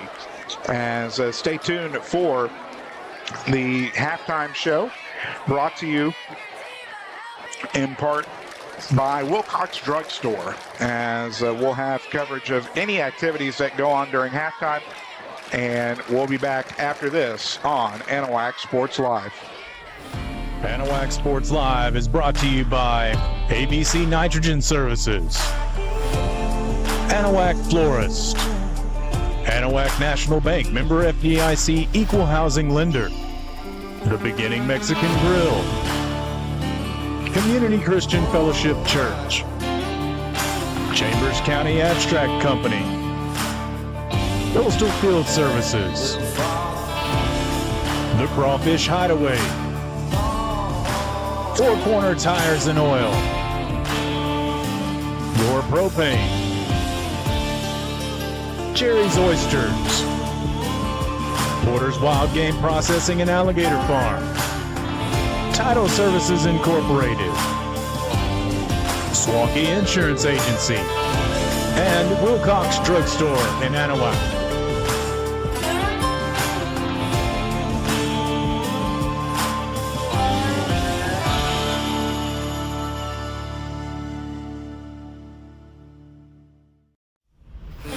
Anahuac Sports Live is brought to you by ABC Nitrogen Services, Anahuac Florist, Anahuac National Bank, member FDIC, equal housing lender, The Beginning Mexican Grill, Community Christian Fellowship Church, Chambers County Abstract Company, Coastal Field Services,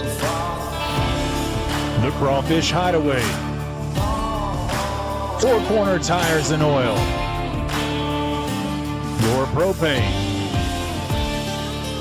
Jerry's Oysters, Porter's Wild Game Processing and Alligator Farm, Title Services Incorporated, Swaukee Insurance Agency, and Wilcox Drugstore in Anahuac.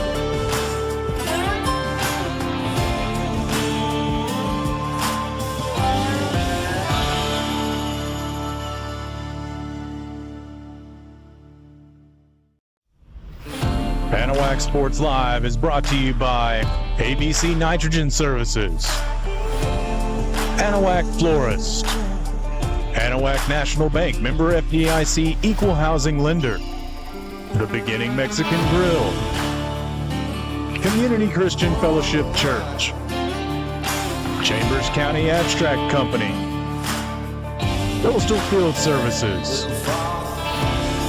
The Crawfish Hideaway, Four Corner Tires and Oil,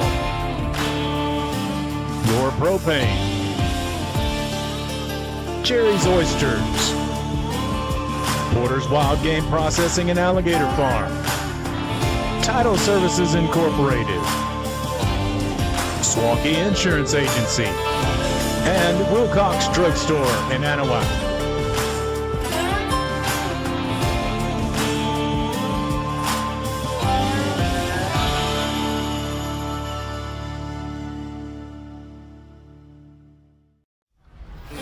Anahuac Sports Live.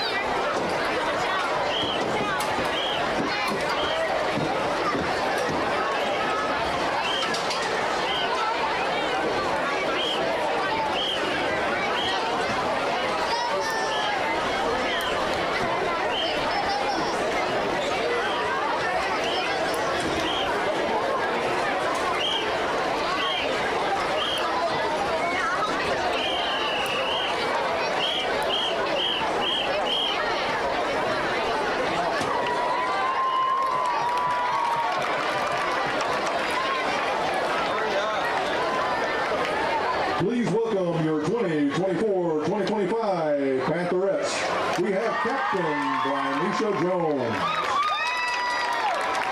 Co-captain Kayla Curl.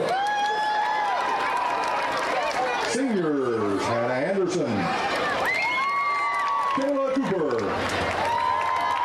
Jayla Curl. Your dancer of the week is Cameron Braxton. The Pantherettes will be performing to the jazz dance till the world ends.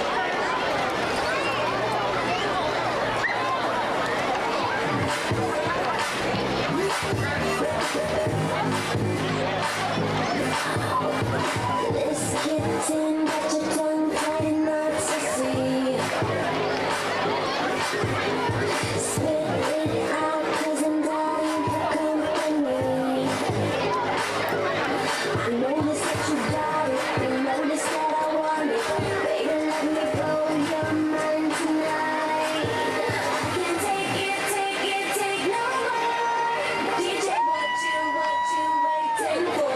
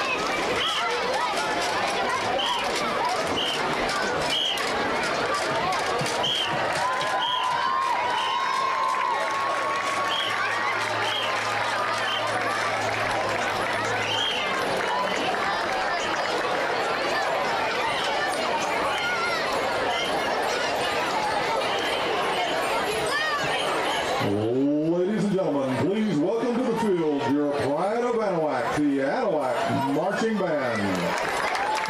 Tonight the band will perform Movement 1 and 2 from the UIL Marching production entitled Illuminati.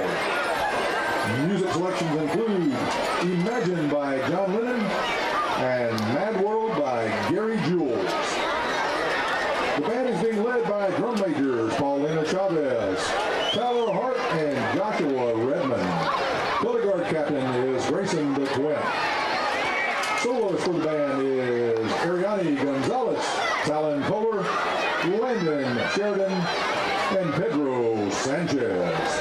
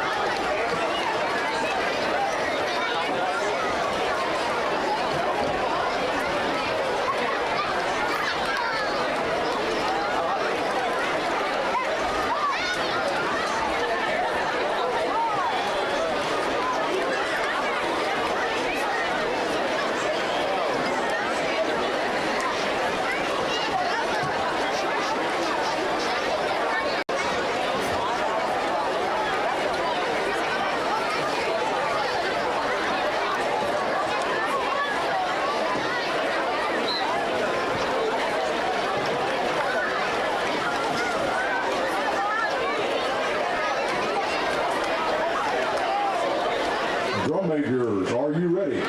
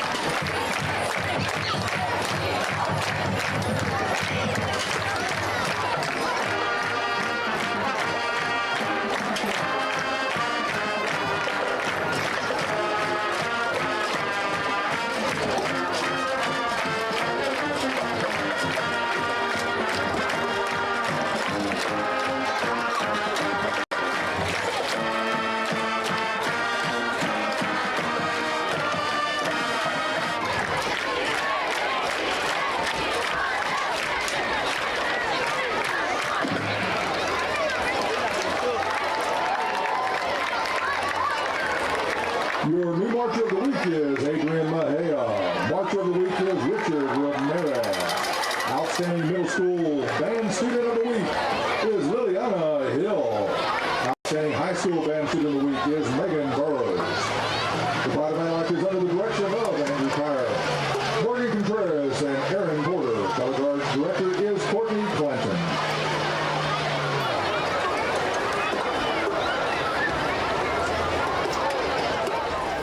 Anahuac Sports Live is brought to you by ABC Nitrogen Services, Anahuac Florist, Anahuac National Bank, member FDIC, equal housing lender, The Beginning Mexican Grill, Community Christian Fellowship Church, Chambers County Abstract Company, Coastal Field Services,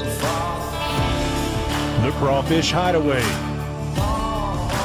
Four Corner Tires and Oil, Your Propane, Cherry Oysters, Porter's Wild Game Processing and Alligator Farm, Title Services Incorporated, Swanky Insurance Agency, and Wilcox Drugstore in Anahuac.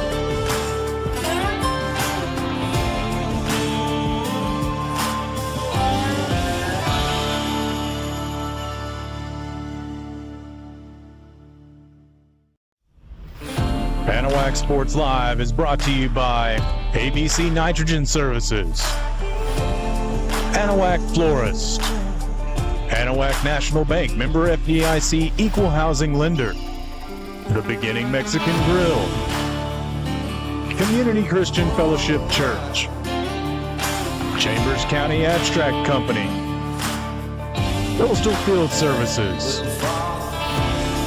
The Crawfish Hideaway, Four Corner Tires and Oil, Your Propane, Cherry's Oysters, Porter's Wild Game Processing and Alligator Farm, Title Services Incorporated, Swanky Insurance Agency, and Wilcox Drugstore in Anahuac.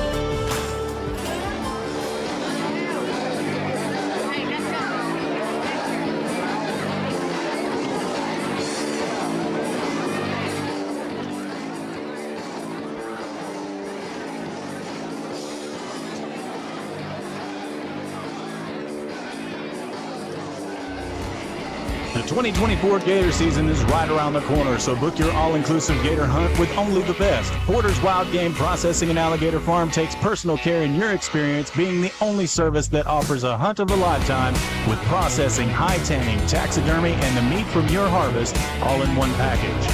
While you're there, be sure to get signed up for this year's Marshmaster Classic, an annual competition that awards big cash and even bigger belt buckles.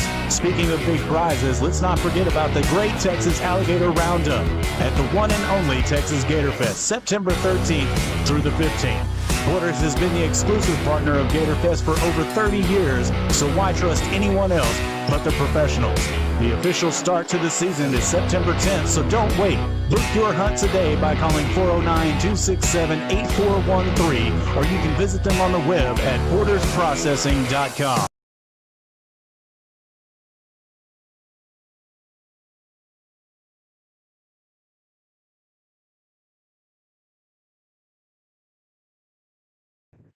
Welcome back, ladies and gentlemen, to the Wilcox Drugstore halftime show.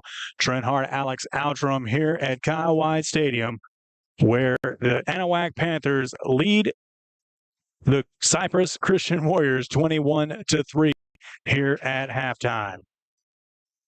Looking at some of the stats from the first half, first for the Cypress Christian Warriors, their leading rusher, the Kansas commit John Kelly, 9 carries for 51 yards. And really, I mean, that's not really tells the whole story. As he picked up most of his yardage the last 3 carries, they had held up to less than 10 yards rushing on 6 carries, and then the last 3 he was able to pick up some big chunk yardage. Yeah, he was there toward the end. He really started rolling a little bit, and the Cypress Christian Warriors were starting to get a little bit of rhythm, and were able to put 3 points on the board there right before they went into the locker room. The right behind him was the starting quarterback, Beckett Sweeney, as he had 5 carries for -1 yard. Budak had a carry for 1 yard, and then Braden Dawson, the junior quarterback who came in relief the last drive of the first half for the Warriors, had 1 carry for -1 yards. 2 of 5 for 15 yards and an interception for Beckett Sweeney. 2 of 4 for Braden Dawson for 37 yards. The receivers, Tamita has 1 reception for 7. Suplee has 1 reception for 8. John Kelly has 1 for 5. And Zorro has a reception for 32 yards, 2 penalties for 20 yards, 5 first downs in the first half, and they were 3 of 7 on third down. As for the Panthers, leading rusher is Brady Barrier, 6 carries, 32 yards, and 2 touchdowns. And it sure is nice to see number 4 in a Panther uniform again. Yeah, it definitely is. He adds a completely different dynamic to this offense. And like I said earlier, it's really good to see him getting things done with his legs. It seems like his awareness and vision on the field has just really improved over the last couple of years. Thomas Dalo right behind him, 5 carries for 18 yards, and Darius Richardson has a couple with no yardage. Through the air, Brady Barrier is 10 of 14 for 188 yards and a touchdown. That touchdown coming on the opening play of the ballgame where he connected with Oscar Garza for 80 yards. Yeah, just a big statement play coming right out of the gate with the first play from scrimmage to get that big touchdown to Oscar Garza. And Oscar Garza started really just all over the field in that first quarter, and I'm expecting to see more of him here in the second. He ended up with 3 receptions for 96 yards and that touchdown in the first half. Right behind him, Talon Cunningham, 2 receptions for 68 yards, including a 60-yard reception that was dropped right in the bucket. Yeah, it really was. Hit him in stride here on the near sideline. And, it was just a beautiful pass and hit Talon right in the breadbasket and, set them up nicely for that next score. Quandre Croats has 3 receptions for 12 yards, and Thomas Dalo has 2 receptions for 12 yards. 2 penalties for 15 yards against the Panthers. 10 first downs in the first half, and they were 1 of 4 on third down and 1 of 2 on fourth down. So just under 2 minutes remaining here before we get started with the second half. Trent, what was some of the things you liked in the first half on the defensive side of the ball from the Panthers? Well, the aggressiveness and the swarming to the football is something that, that I was really like seeing from the defense on the Panthers side, because in the scrimmages, it was one of the things that I was just kind of worried about is just the defense as a whole for the Panthers this year. And so far in this football game, they've really been able to step it up, especially in the trenches and really containing this Kansas commit running back for the Cypress Christian Warriors. And like we said, he got in a little bit of a rhythm there toward the end of the second half, but the Panther defense, for the most part, has been able to keep him at bay. No, absolutely. Hoping to see more of that. Like you said, Tyler Kelly, an absolute menace in the first half. Offensive side of the football, obviously, we've talked about Brady Barrier at length, but the offense just looks so much smoother with him at the helm. Yeah, it does. I mean, he just really brings a whole new dynamic to this offensive scheme, and I'm sure that Greg Neese and company are more than thrilled to have him back, as are we and the Anahuac faithful. But it's a team effort, definitely. They've been able to, Brady's been under pressure a few times, but they've been able to keep him protected for the most part in this football game to really get him to look downfield and find his open receivers, and he's done that so far in this football game. I think creating the mismatches, and this goes to the coaching credit on the Anahuac Panthers side of the offensive side of the football, and really, setting up those wide receivers for success, and that's why we've seen the long ball work so much. 24 minutes left in the ball game. What are the Panthers going to have to do here in the second half? They're going to have to, really not let off the gas and not run out of gas, Alex, because as we all know, this early in the season, I mean, the conditioning really comes into play, especially when you're on the defense, and they haven't been on the field a whole lot so far in this game. So hopefully they can keep those hands off their hips and really just settle in and push forward to finish off this football game. The rain has seemed to have subsided, so depending on the way the rain patterns have been today, we can hopefully expect a clear second half. Want to thank Wilcox Drugstore for sponsoring the halftime show as we are getting set for the opening kickoff of the second half. Panthers won the toss in the first half and elected to receive, so the Warriors will get it to begin the second half. Back deep for the Warriors, John Kelly, along with Gabe Pendosh, as Oscar Garza is getting set to kick it off. End over end kick is going to send the returners back. It's going to bounce, gives it to Kelly. Kelly puts it on the turf, backs it up at the 1. Across the 5, has room. 20, 25, 30. One man to beat is getting pushed towards the sideline. He's going to get across midfield and take it out of bounds. But fantastic opening field position for the Warriors here to begin the second half. Well, absolutely amazing to make something happen out of that and dropping the football at the 1-yard line. The Panthers were, pursuing, but there was a huge hole that opened up over there outside of the far hash marks. And, the vision of Kelly to see that and just run up that seam. And, I mean, what a great play to get them started here in the second half, where the football will be placed at midfield. And it feels like I've seen it so many times where they fumbled it around the goal line. The special teams overcommits and then finds a hole to be able to take good yardage. Hudak is going to take it across midfield. He's going to pick up a couple of yards, and that will bring up second down and 8. Just a few scores to run down here. Some games that happened yesterday. Humble Kingwood got over on Clear Creek 29-0. Houston Lamar falls to Atascocita in Atascocita's home opener 35-7. No surprise there. Atascocita regional finalist last year. First play from scrimmage, kind of like tonight, took it to the house from 75 yards out. This pass is going to be caught and then dropped out of bounds. Never had control. And will bring up third down. Intended receiver was Ryu Tomita. Fort Bend Kempner over Aldine 19-3. This was yesterday as well. South Houston Trojans fall to Baytown Lee 14-10. And Fort Bend Marshall edges one out against Friendswood Mustangs 27-23. Beckett Sweeney back in at quarterback to begin the second half for the Warriors. I kind of mentioned it at the end of the first half, if it was just trying to provide a spark coming with the offsides. Coming with the backup quarterback, that is going to be offsides. Tyler Kelly tried to time the snap, and he got there about a foot early. Will still remain third down, but will be much more manageable for the Warriors. Yeah, I got a little bit too anxious there was Tyler Kelly and trying to really, like you said, time that snap and shoot the gap like he's been doing all night long, but backfires on him there. Will give some yardage to the Warriors, and it'll now be third down and 3. Opening drive of the second half. Third down and 3.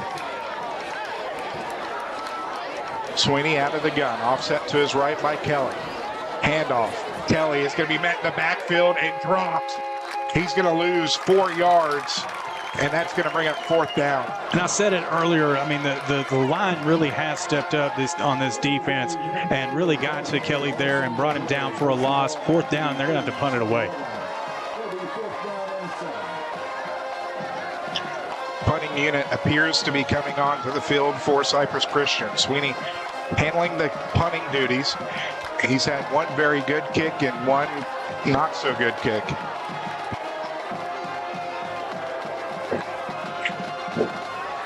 Hudak coming onto the field late for the Warriors. Still 14 seconds remain on the play clock. Snap back. Punt is a good punt. And this one is going to be bobbled and recovered by the Warriors. Oh, that's unfortunate there on that one. There's a little pushing and shoving going on after the play, and the flags come flying. That did not look like King Charles had the best form to catch that. It looked like it had gotten over his head. Actually, I think it was Chad Godfrey. That was Chad Godfrey on the little on the skirmish. On the skirmish there. We'll see who the flag goes up against here. Might be offsetting. Dead ball, unsportsmanlike on Cypress Christian.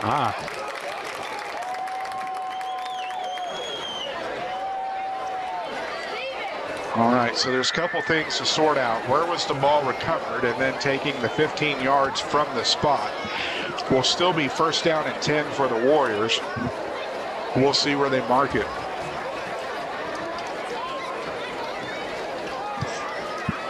Third penalty of the ball game against Cypress Christian for 35 yards. So let's see, it looks like they have it at the 9. They'll mark off 15 from the 9.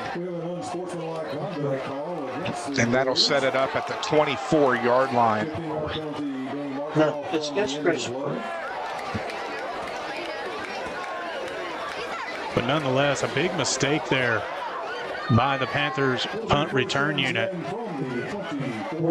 to let the Warriors recover. And now Cypress Christian has a chance to capitalize on it. Let's see if they'll do it here. And those are the mistakes that if you're head coach Greg Nish, you wanted to try to avoid with over a 2-score lead. Sweeney out of the gun, 4 wide. King moves in motion. Handoff is going to be faked, and he's going to keep it himself. He's going to go straight up the gut. And that is going to be a pickup of, give him 2, will bring up second down and 8. I was going to say during the halftime show, it'd be interesting to see what the Warriors adjust to here in the second half. That was good fake play. I was actually following it to the far side with my eyes, thinking it went to Kelly, but it didn't. Able to fall forward for a couple, and the 2nd and 8 or 2nd and 7. I can't really tell from here. Well, it does look like it's 2nd and 7.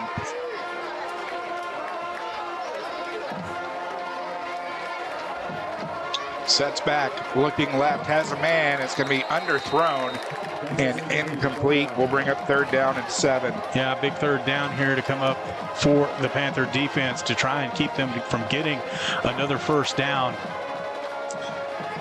If they can at least hold them to another field goal off of that last punt situation where the Panthers lost it will definitely be a win, especially on this drive. Bryce Consolidated beating Chambers County, or East Chambers, 20-0 currently at halftime. Kind of a surprise score there. Swinney sets back, unloads to the end zone, and it's going to be pass interference. Got to make a play on the football, had his back turned to it. They were both reaching in there. King Charles and Oscar Garza both in on the coverage.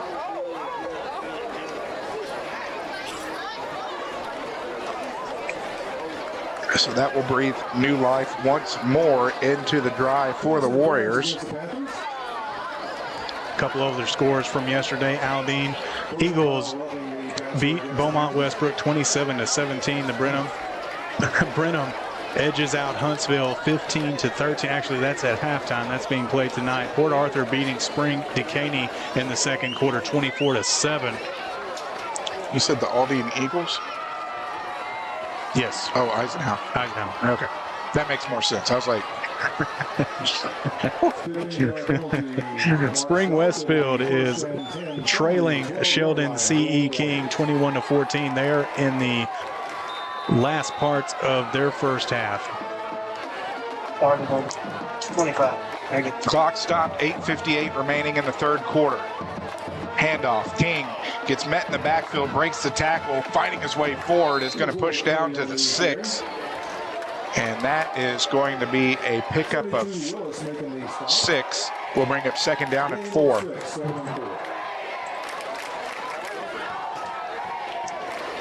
Teague is beating New Waverly 14-7 at halftime. Magnolia is killing Montgomery Lake Creek 35-7. Lake Creek, a regional finalist from last year. Although, if I'm not mistaken, I believe that's 6A versus 5A. Sets back, is going to keep it himself, has room, dodging tackle, into the end zone, touchdown Warriors. Swinney from 6 yards out hits pay dirt. First touchdown of the ball game for Cypress Christian. Makes it 21-9 pending the point after. Yeah, able to capitalize on the Panther mistake on that punt return earlier. And it's important that the Panthers not get back on their heels here. Snap back, kick up, kick is good. So with 8:13 remaining in the third quarter, Cypress Christian has taken their, well, technically second possession of the second half into the end zone. And your new score is Anahuac 21, Cypress Christian 10 on your Swanky Insurance Agency scoreboard. Back after this on Anahuac Sports Live. Hello, my name is Mark Poggles, and I'm the pastor at Community Christian Fellowship Church in Oak Island, Texas. I would like to personally invite you to join us for Bible study during the week and our church services on Sunday morning.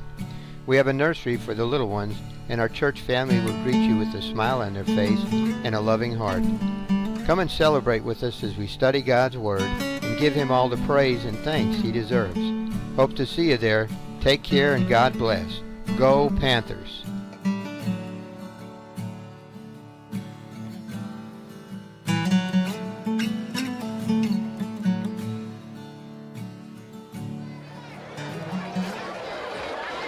Alex Outram, Trent Hart, Kyla Hart, and Wyatt Rakestraw. Man, Shane. What did I say? Wyatt. Shane Rakestraw. Back here from Kyle White Stadium. I know quite a few Rakestraws. Where Cypress Christian has put up a touchdown. Now within 11 of the Panthers, 2 scores. Panthers offense going to come back out onto the field for the first time here in the second half, and hoping to see some more of that offensive magic they had in the first half. 5 plays, drove 24 yards, took a minute 48 off the clock. 6-yard quarterback sneak from Quarterback Beckett Sweeney, the point after was good at making your score 21-10. Pooch kick is going to fall to the 27, and running backwards and running now forwards is going to pick up pretty good yardage, considering we'll get up to about the 35-yard line. Did not see the number on the returner. It's number 20, Darian Williams, I believe. So Williams turning something into nothing into something. And as we said, the first possession of the second half for the Panthers. Crosby and Dayton in a tight one at halftime, 14-13. Crosby leading it. Rice Consolidated beating East Chambers currently at halftime, 20-0. With that Anahuac Dayton used to be a pretty good rivalry. I mean Crosby Dayton. Boy, it is the first game of the season. Yes, an old rivalry there between Dayton and Crosby. First down and 10. The snap is back, and Dalo jumps on it. Miscommunication between the center and barrier. That's going to be a pretty big loss, and will bring up second down and long. Not sure what happened there, but barrier definitely not ready for the snap. And like I said, miscommunication between the snap count or whatever the case may be. Now they're second and long. Loss of 6 on the play brings up second down and 16. Barrier under pressure, steps up in the pocket, delivers, is going to be caught at the 39-yard line. That's going to be a pickup of 10. We'll bring up second down and 6. And Oscar Garza again on the reception, getting some of the penalties back, plus some.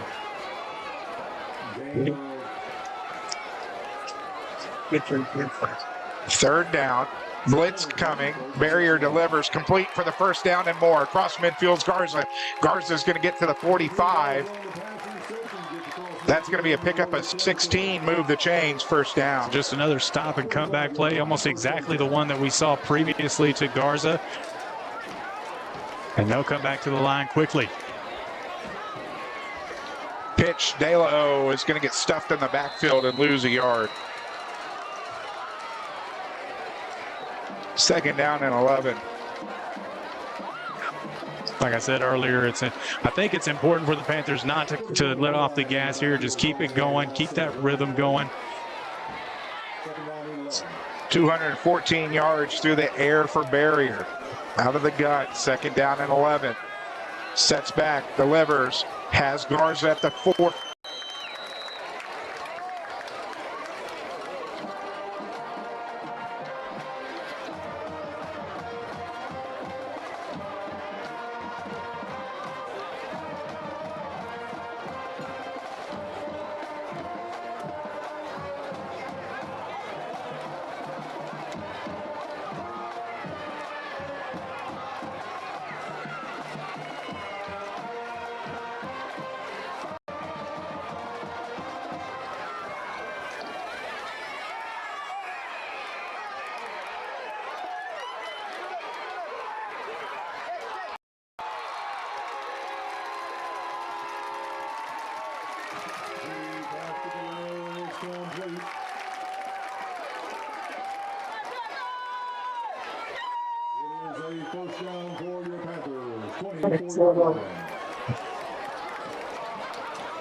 First down and 10 after the pickup of 15.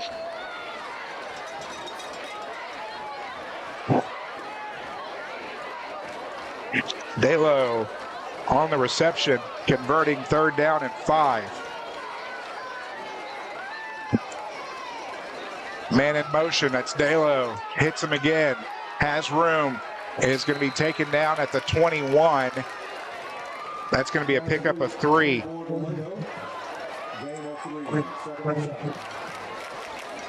Third reception for 15 yards. Barbers Hill all over New Caney, 35-0 at halftime. Woodville on top of Orangefield, 13-7. I'm showing in the second. Second down and 6, handoff. Barrier's going to keep it around the right side, is going to pick up good yardage, and is going to move the chains and get inside the red zone. Another design run there for Barrier to keep it himself and use his legs to his advantage, getting another first down.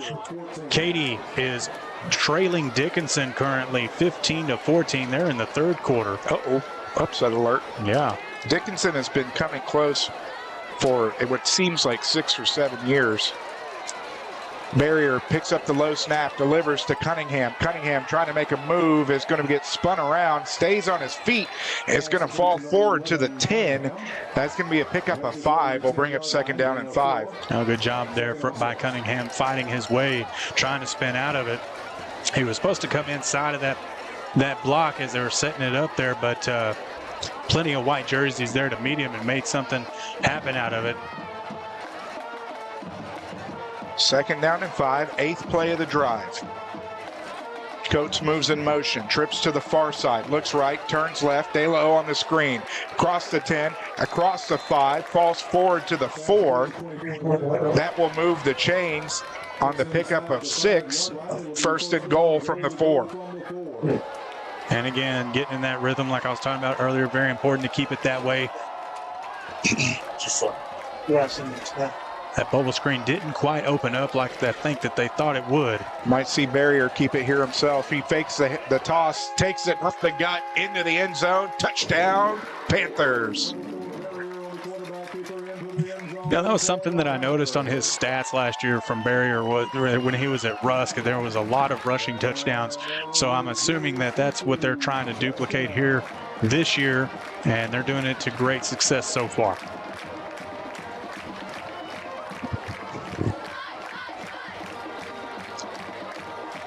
Barrier with his 4th touchdown of the ball game. 3 on the ground, 1 in the air.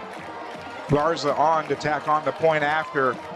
It is good. So with 3:53 remaining in the third quarter, the Panthers extend their lead 28-10 on the Swanky Insurance Agency scoreboard.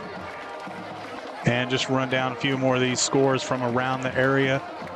The Humboldt Wildcats are beating the Tomball Memorial Wildcats 23-7. They're in the third quarter. P&G all over Klein Oak 25-7 also in the third quarter. Goose Creek Memorial is trailing Baytown Sterling by 1 point at halftime, 21-20 in that particular football game. P&G defending champs after they took it down last year. High hopes for the P&G Indians again this year as ranked number 1 in the state. Goose Creek Memorial, I already said that one. Channelview Falcons is currently beating Pasadena Memorial Mavericks 27-21.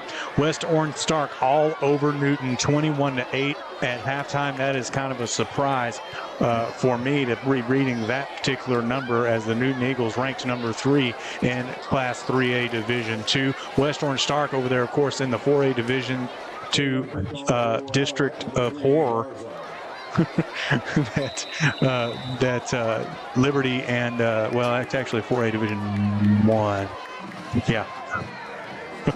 I can't remember. It gets all tongue-tied to me at this point. But Liberty and Hardin Jefferson opting up to get out of that district, and they absorb Tarkington and Shepherd. That's going to be a rough go. Yes, it will be. Pooch kick is going to be fair caught at the 26-yard line, and that is where Cypress Christian will set up shop for their third possession here of the third quarter. 8 plays, 4 minutes and 9 seconds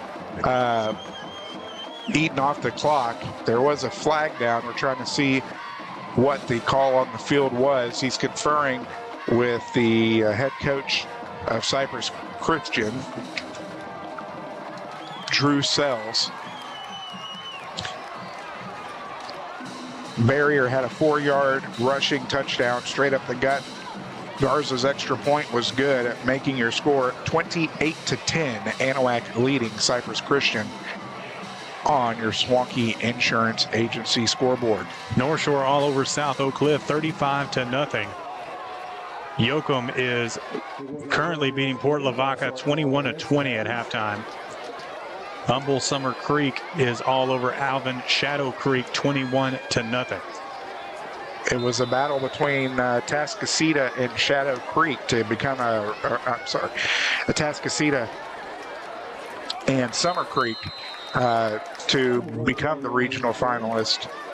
That intra-district matchup, such a strong district with Summer Creek, Atascocita, and North Shore all loaded in that district. Absolutely, and I think Atascocita, they're looking to really get past that hump this year. And I know you said it last year that was the year for them to get past North Shore, but they've got a lot of athletes and a lot of speed on that Atascocita team. That they do.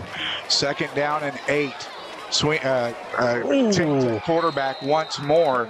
In and out of the hands of number 28, Jason Nelson for the Panthers. Just didn't get an eyeball on it soon enough, but brings up 3rd down.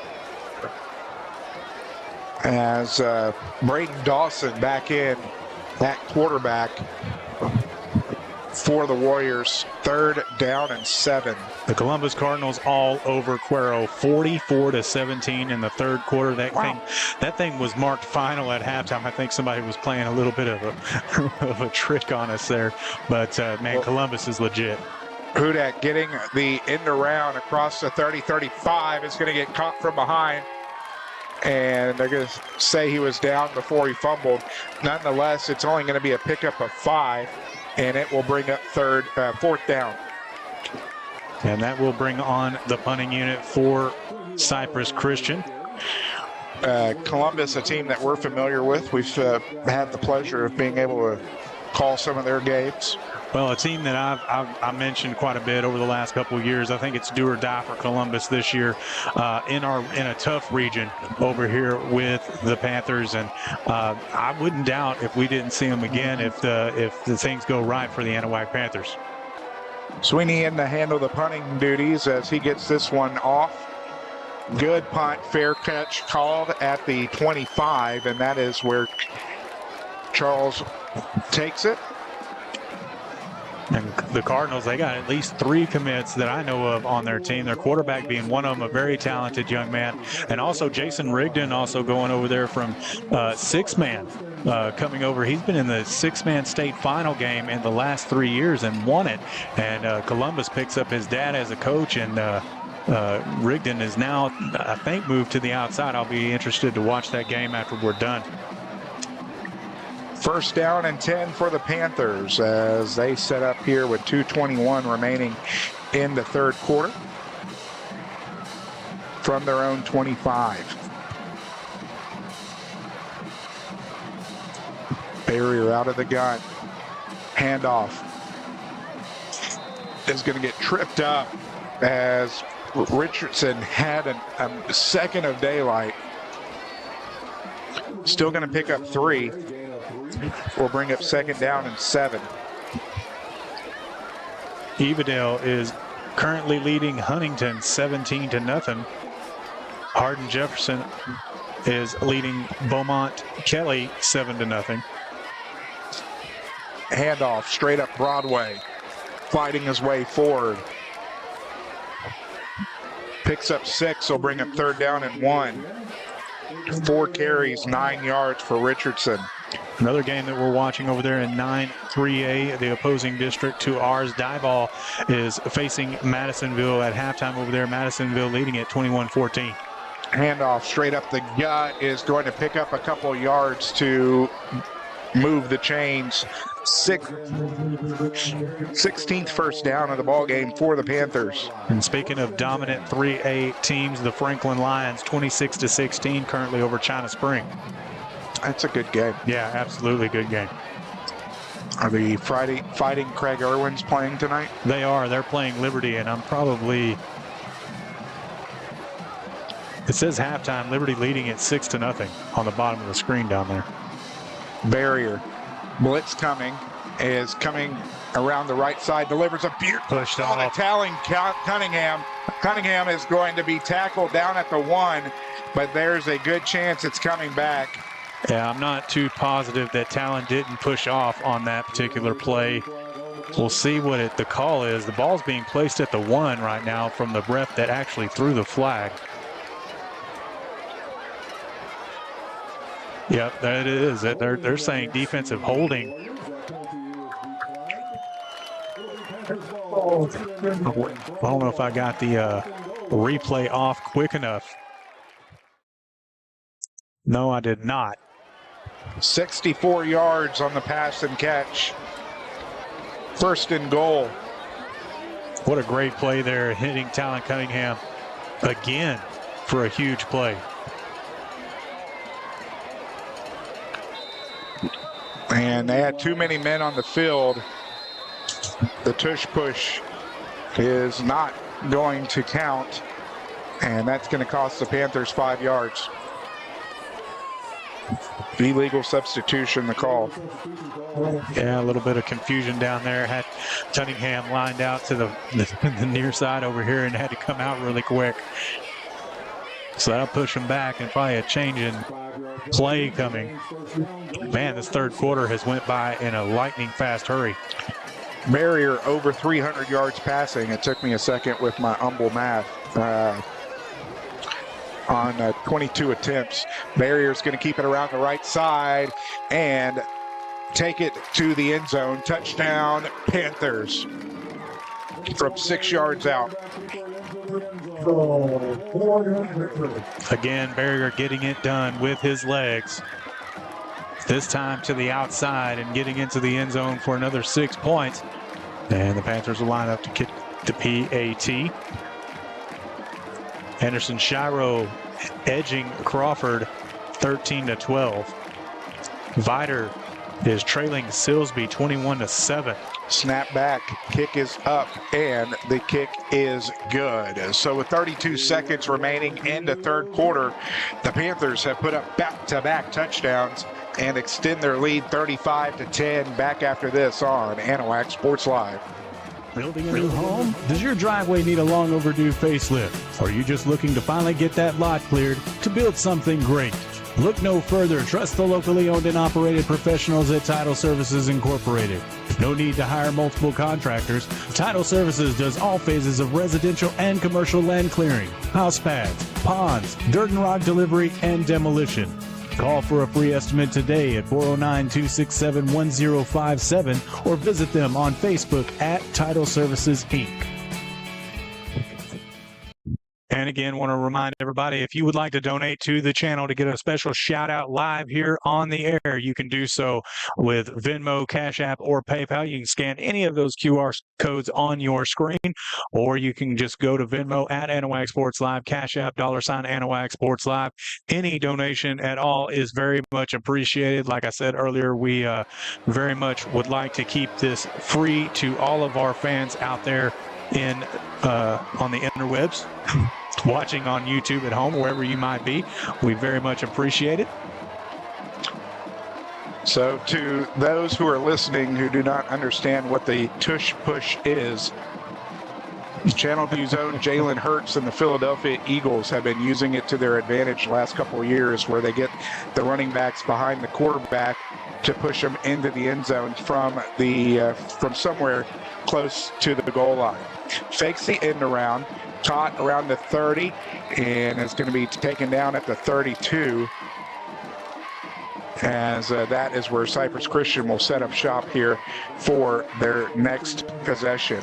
The Hardin Hornets, a district foe, 19-6 currently over Warren. They're in the fourth quarter.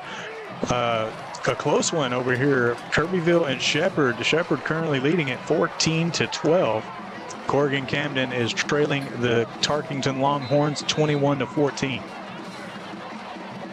12 seconds remaining here in the third quarter. First down and 10 from the 32. The quarterback remains Braden Dawson. Balls on the turf. As miscommunication between the running back and Dawson puts the ball on the turf, and that should be the final play of the third quarter. We invite you to stick around for the fourth and final quarter of play as the Anahuac Panthers lead the Cypress Christian Warriors 35-10, as we'll be back after this on Anahuac Sports Live. Since 1948, Wilcox Drug Store has been the Anahuac area's most experienced and trusted pharmacy. Continuing its long-lasting reputation for personal attention to all your medical needs, Wilcox Drug Store offers counsel, refills, transfers, compounding, flu shots, and delivery. Visit pharmacist Dave Wilcox and his experienced staff today at 1208 Miller Street in Anahuac or call 409-267-6141. Wilcox Drug Store, delivering solutions, delivering confidence. Swanky Insurance in Anahuac, Texas is dedicated to community and service. That includes saving you money. With access to over 30 carriers, Swanky Insurance will give the personal attention that you deserve and tailor any policy specifically to your needs. From home, auto, flood, and windstorm, they are the one-stop insurance agency. Call agent and owner Todd Swanky to get your no-obligation cost-saving quote today at 409-267-3115, or you can visit them at swankyinsurance.com.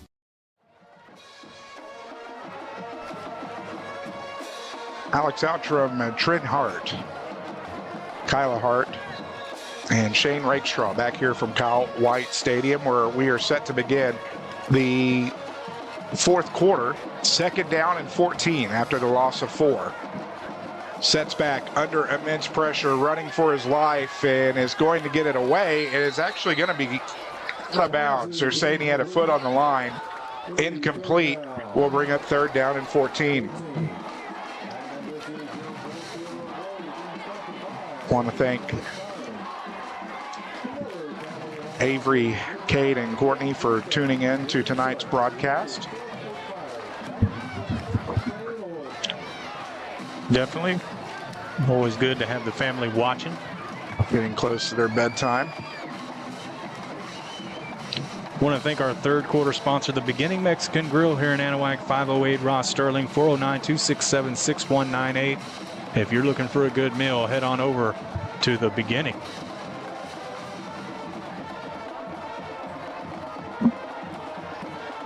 Dawson out of the gun, 5 wide. And we haven't... yep, that's the Warriors are calling timeout. It'd be nice to talk things over. Nice if I reset the timeouts on the scoreboard, huh? Yeah. We'll keep it here for a little bit. Some more scores for you guys.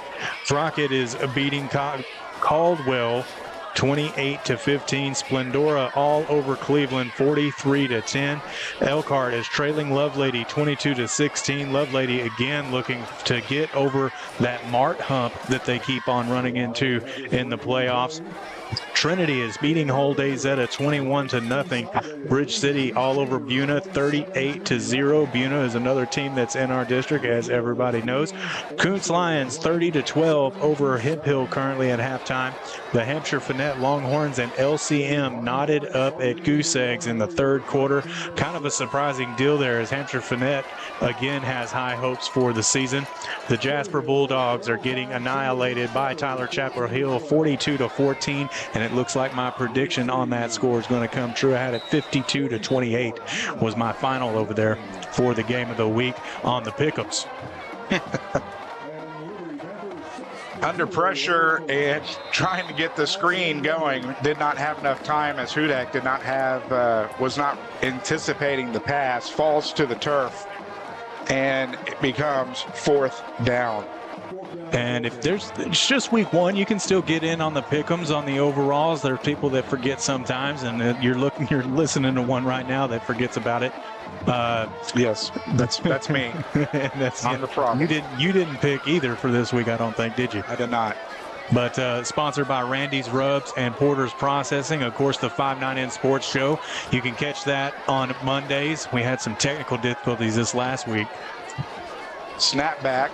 Sweeney gets the punt off. Nice punt. Is going to be fair caught, and is actually going to take a Warrior bounce. Bounced at the 40. It's going to bounce inside the 30 and touched at the 27, and that is where the Panthers. Yeah, the 5-9-in Sports Show podcast will be getting back on track with that this coming Sunday. We had an interview with Coach Ratliff out of Corrigan Camden last week, but like I said, some computer glitches, and we lost all of our podcasts last week, so we apologize for that. We'll be back up and running. See that to come through on Monday night. Get in on our pick'ems. That posts Monday morning. Again, sponsored by Randy's Rubs and Porter's Processing. Going to get some really cool prizes for first, second, and third place for the overall winners in our pick'ems. You can see that on our Facebook page. Read some reviews about it, said that the podcast has that yacht. I don't know what that means. I don't know what it means either, but I think it's good. So timeout being taken by Anahuac. We're going to take it with them. We'll be right back here on Anahuac Sports Live. Swanky Insurance in Anahuac, Texas is dedicated to community and service. That includes saving you money. With access to over 30 carriers, Swanky Insurance will give the personal attention that you deserve and tailor any policy specifically to your needs. From home, auto, flood, and windstorm, they are the one-stop insurance agency. Call agent and owner Todd Swanky to get your no-obligation cost-saving quote today at 409-267-3115, or you can visit them at swankyinsurance.com.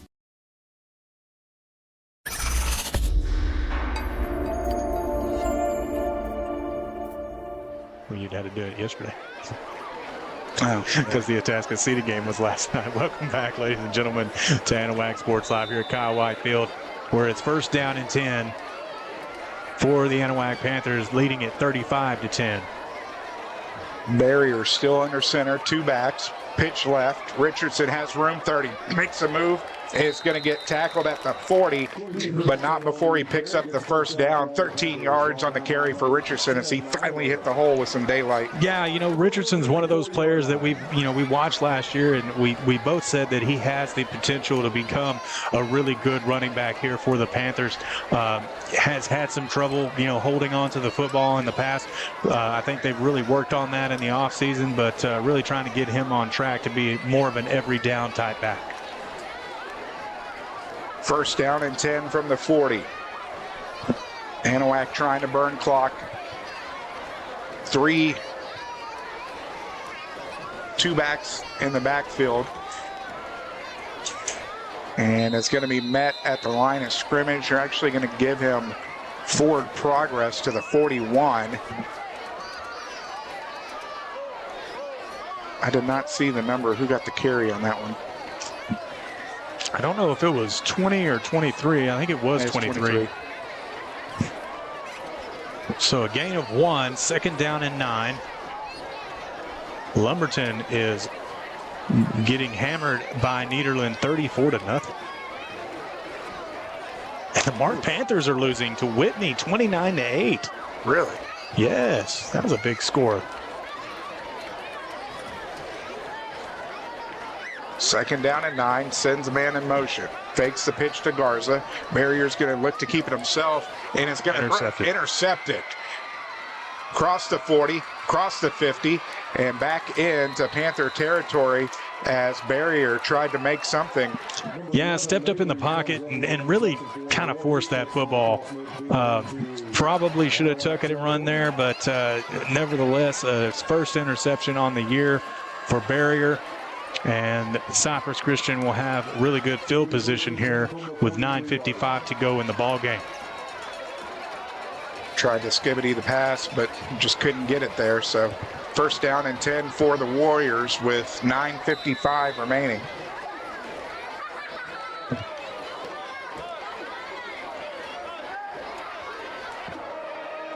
Kelly is going to pick up 2 on the rush.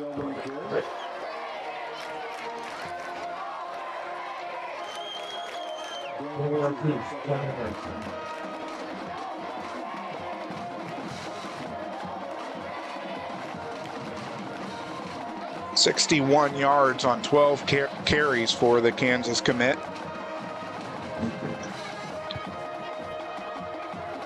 That's a false start. Kelly moved before the snap. We'll bring up second down and 13.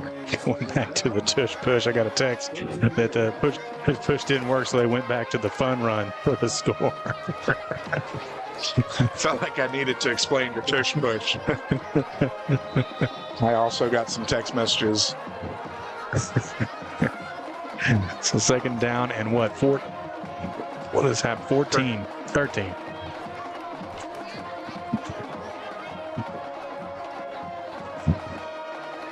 I went to Humble. I can't do math well. Out of the gun. Dawson sets back, delivers. Is going to be complete and tackled at the 32-yard line. Needed 13, got 14.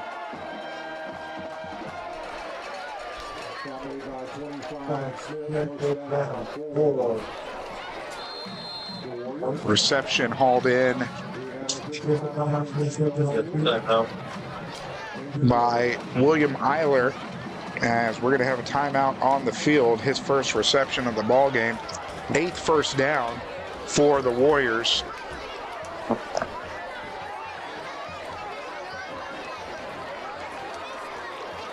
That's officials' timeout as they tend to a Warrior. 8:53 remaining in the ball game. Panthers leading the Warriors 35-10 on your Swanky Insurance Agency scoreboard. Fourth quarter being brought to you in part by Four Corner Tires and Oil, 812 Miller Street, 409-267-4444 to get all your tire needs handled here in town. Oil changes, tire rotations, they can do it all. Yeah, great supporters of the community, and of course Anahuac ISD and the athletic program, and a big friend to the show here at Anahuac Sports Live. The Suches, great people. Head on over to Four Corner Tires and Oil. Very competitive pricing. You wouldn't think that for a small town business, but they definitely have some competitive pricing over there. First down and 10 for the Warriors from the Panthers' 32-yard line.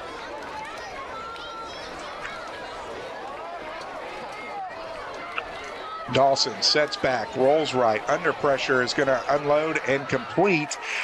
The reception is going to go for 1. We'll bring up second down and 9. And Jason Nelson over there to bring him down with an open field tackle. Great pursuit there by him. Tamita with his second catch of the game. Now has 2 receptions for 8 yards.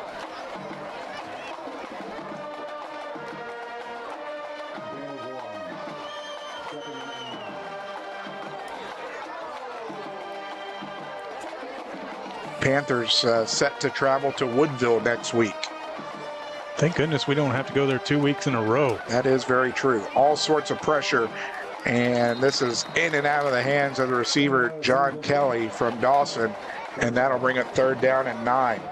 Yeah, from what we're being told, the Garrison Panther matchup that was scheduled for Woodville has been moved to Anahuac. So great news. Not two trips in a row to Woodville, which is nice, especially during Gator Fest weekend. But the Woodville game will be played.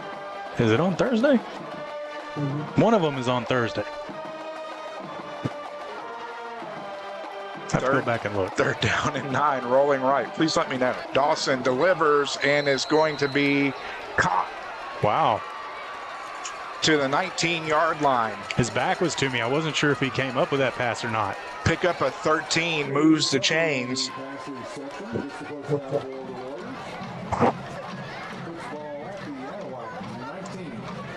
A little bit sluggish on the defensive side. We're starting to show on the Panthers. Like I said, early in the year, it's boys are starting to get real conditioned to the game, and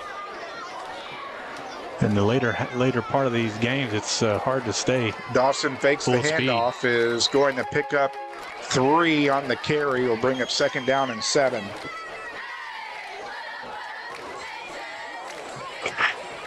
His third carry of the ball game for -2 yards.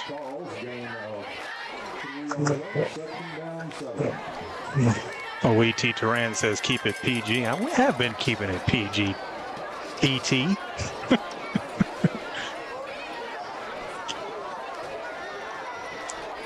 Second down and 7. Is it the tush? I don't know.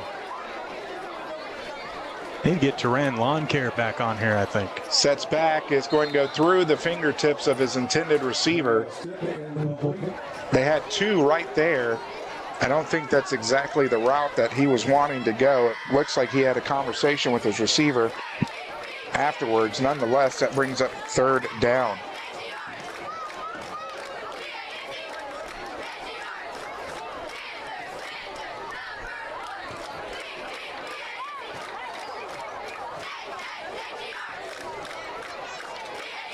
Five of 11 for Braden Dawson for 65 yards.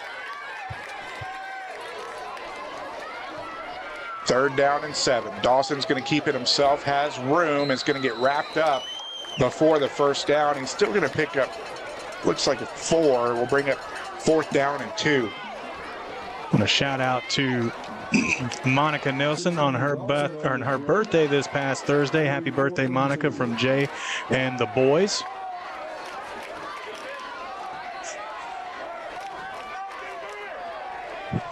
First fourth down attempt of the ball game for the Warriors. Handoff. Kelly is met at the line of scrimmage, breaks away but could not break away a second time. Getting in there. Ryan Velasquez.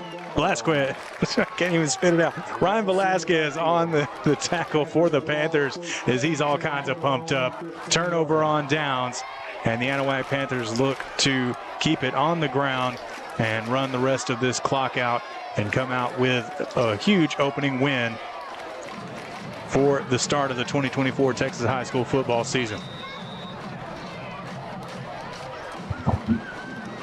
Panthers and Woodville met not last year in the playoffs, but the year before. So it's always a good game against the Eagles out there. Yep, dropping a classification this year in the district with Newton. Congratulations. Quick toss, left side to Coates. Coates is going to pick up 6. Brings up second down and 4. Make it 7. Make it 7. 320 yards through the air for Brady Barrier. 19 yards on 4 receptions for Quandre Coates.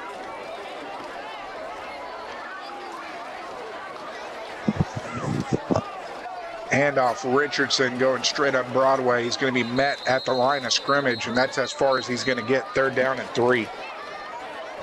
Yeah, just nowhere to go there on that handoff to Richardson. Tyler Kelly getting in some offensive work tonight. I've seen his number out there quite a few times, picking up some blocks for the Panther offense. Being subbed out now, in comes Thomas Dello. And I believe that's Braden Edmonds, and it is. Edmonds and Coates swapping sides. 4 wide. The Panthers go here on third down and 3. Low snap, hands off to Delo. Delo fighting his way forward. It's going to depend on the spot, but I think he's going to be a yard short of the first down.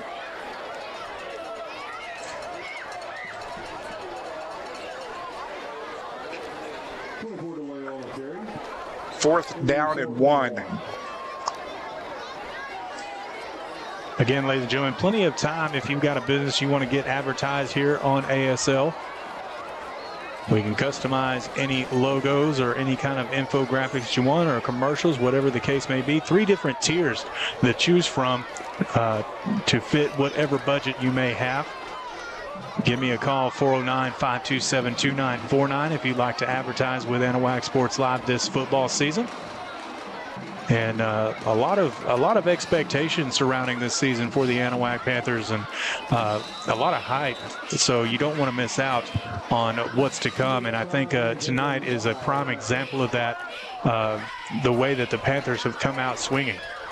Yeah, a lot of hype behind junior quarterback Brady Barrier. We got a glimpse when he was a freshman, and at this point it's new and improved. He's been offered by Central Michigan already, So, there's 2 D1 players on this team, probably 3, as we spoke about Tyler Kelly in the pregame show. Yeah. It's only a matter of time before he gets an offer, and really putting Anahuac Panther football on the map now. Yeah, I mean, Anahuac was already kind of a talk last year. There was really, really high hopes and high expectations for this team, but had some setbacks, especially with the tragedy that happened in the first of the year last year, that first game against Newton getting canceled. Saw some greatness out of them, but nonetheless missing out on the playoffs, but hitting that reset button this year, and it really, I'm looking forward to Anahuac getting over that area hump and getting that area championship for the first time since '98, I believe it was. 4th down and 1. De La set back to handle the punt. And there's more confusion. Yep, here comes. Snap is bobbled. They didn't throw a flag. Still able to get a rugby-style kickoff and takes a Panther bounce. It's going to bounce at the 50 and roll all the way down inside the 30, down to the 27. I don't either. There was a Anahuac personnel coming onto the field as fast as he could. The snap was well before he made it to the line of scrimmage. So I think the refs at this point are trying to let the clock run a little bit and get this game over with. Speaking of referees, if you're, we don't say it enough on this program, but we definitely brought it up in the 599 Sports Show. But if you're interested in being involved to some degree, go over to the TASO website, go get on there and get registered, and you don't necessarily have to be on the field. You can run clock, you can do all kinds of different things, but they definitely are looking for more people to get into the officiating business, make a little extra money. There you go. Everybody needs that right now. Sweeney hands off to Kelly as Beckett Sweeney back into the ball game. Kelly gets a pickup of 1, brings up 2nd down and 9. Also, why a bunch of these games are being played on Thursdays is because of the official shortage around the state. And I think we're probably going to see more and more of that as the years progress. It's double-edged as you have so many more schools opening up as well. Absolutely is. And not only, not really 2A, 3A, I'm talking 5A and 6A schools opening up left and right. Exactly. So the handoff goes left side to Hudak. Hudak is going to pick up 4 on the carry, and that's going to bring up 3rd down and 5. Every time you say Hudak's name, I'm thinking you're saying Hudak. Every single time. I bet you that they probably do call him that. 3rd down and 5. The clock will tick under 2 minutes and 20 seconds here.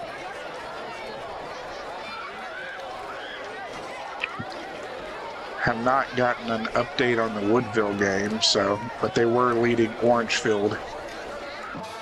So it'll be a matchup of 2 1-0 teams. Pitch right, Hudak trying to get the corner and is not going to get there. Is going to get back to the line of scrimmage, and that's going to bring up 4th down and 5. Just updated 27-7. So a big matchup there coming for the Anahuac Panthers early in the season. Week 2 matchup. We'll be traveling to Woodville. Of course, Alex Outram and myself will be there to have the call. So be looking out for that next Friday. Again, the pick'ems will drop Monday morning, and the 599 Sports Show podcast, where we talk about all things Southeast Texas football, dropping Monday night.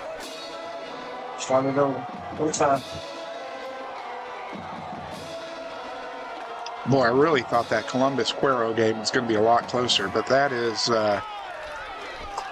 Columbus is going to be scary this year. Sweeney gets the punt up. Sky-high punt is going to bounce at the 50. The 45 is going to roll just inside the 41. And a couple of knees here should end the ball game. Still showing to be halftime over there in Jasper. waiting to get an update on that football game. Still 6-0 Liberty over Cold Spring in the fourth quarter. Something I saw from the Liberty scrimmage a couple of weeks ago is that the Liberty Panthers had a lot more enthusiasm and a lot more aggressiveness. And it seemed like a completely different Liberty Panther team that I had seen over the last couple of years. So be definitely interesting to see what them and Hardin Jefferson do as they opted up in divisions this year. First down and 10 for Panthers as Braden Such takes over at quarterback. Out of the gun. Handoff. Straight up Broadway. It's going to pick up a few yards there. That was De La O picking up 3 more. One more play. And that should call it a ball game. Richardson's going to check in for De La O.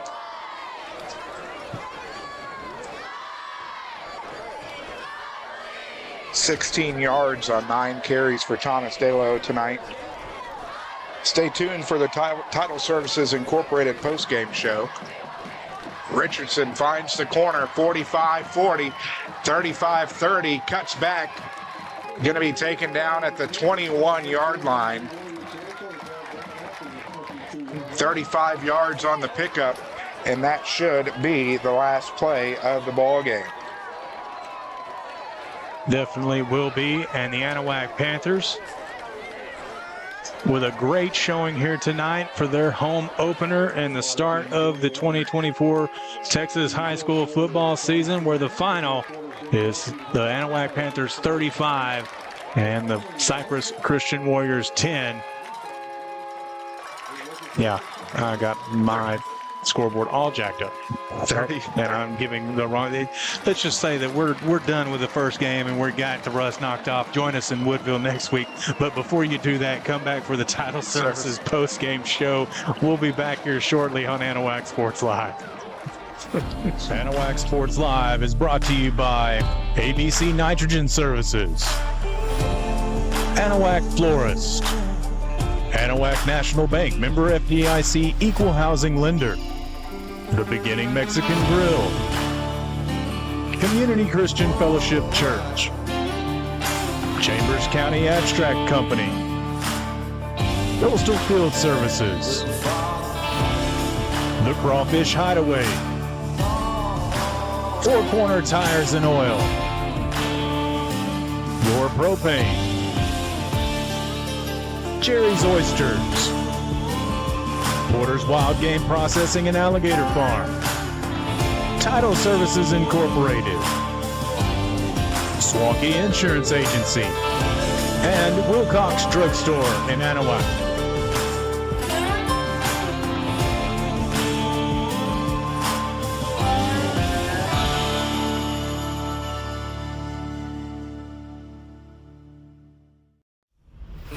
Anahuac Sports Live is brought to you by ABC Nitrogen Services, Anahuac Florist, Anahuac National Bank, member FDIC, equal housing lender, The Beginning Mexican Grill, Community Christian Fellowship Church, Chambers County Abstract Company, Coastal Field Services, The Crawfish Hideaway, Four Corner Tires and Oil, Your Propane, Jerry's Oysters, Porter's Wild Game Processing and Alligator Farm, Title Services Incorporated, Swankey Insurance Agency, and Wilcox Drugstore in Anahuac.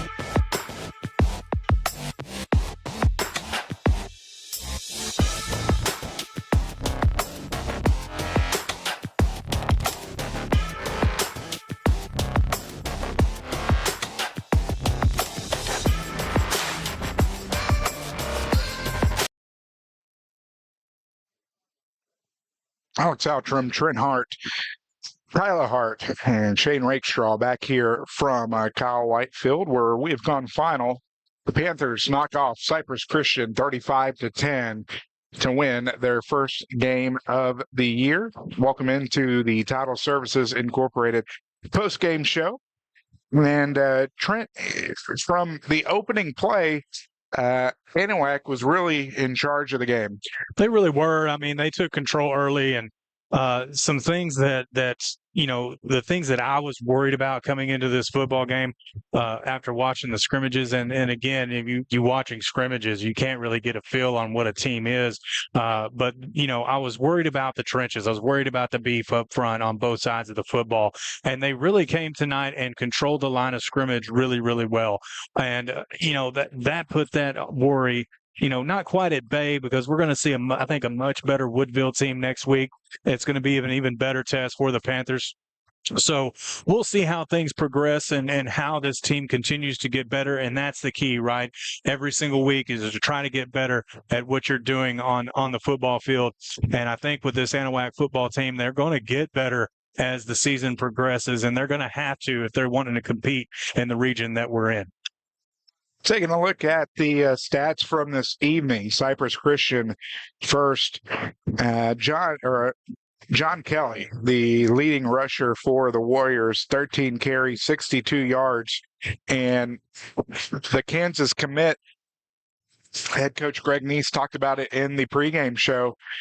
They had to shut him down, and 13 carries, 62 yards. That's pretty good. That's shutting him down. The defense did really, really well tonight, containing him and containing the pass game, really, of the Cypress Christian Warriors, because we said it in the pregame. This is a private school, but they're a good football team. And, I mean, we saw at times, they've got really good size. They're real speedy as far as, their running back and a couple of their receivers are concerned. But the Anahuac defense did really well tonight, and allowing only 10 points in their home opener against a team that we felt was a pretty good one and a good first test for the Panthers is definitely a sign of things to come. Beckett Sweeney, 7 carries for 7 yards and the lone touchdown on the evening for the Warriors. Warren Hudak had 5 carries for 12 yards, and Braden Dawson had 4 carries for 2 yards. Through the air, Sweeney was 2 of 7 with an interception on the evening. Braden Dawson, who came in periodically to try to spark the Warrior offense, ended up 6 of 11 for 65 yards. Receiving, Eiler had 2 receptions for 23. Tamita 2 for 8. Suppley had 1 for 8. Kelly had 1 for 5. And Zardo had 1 for 32. 4 penalties on the Warriors for 40 yards.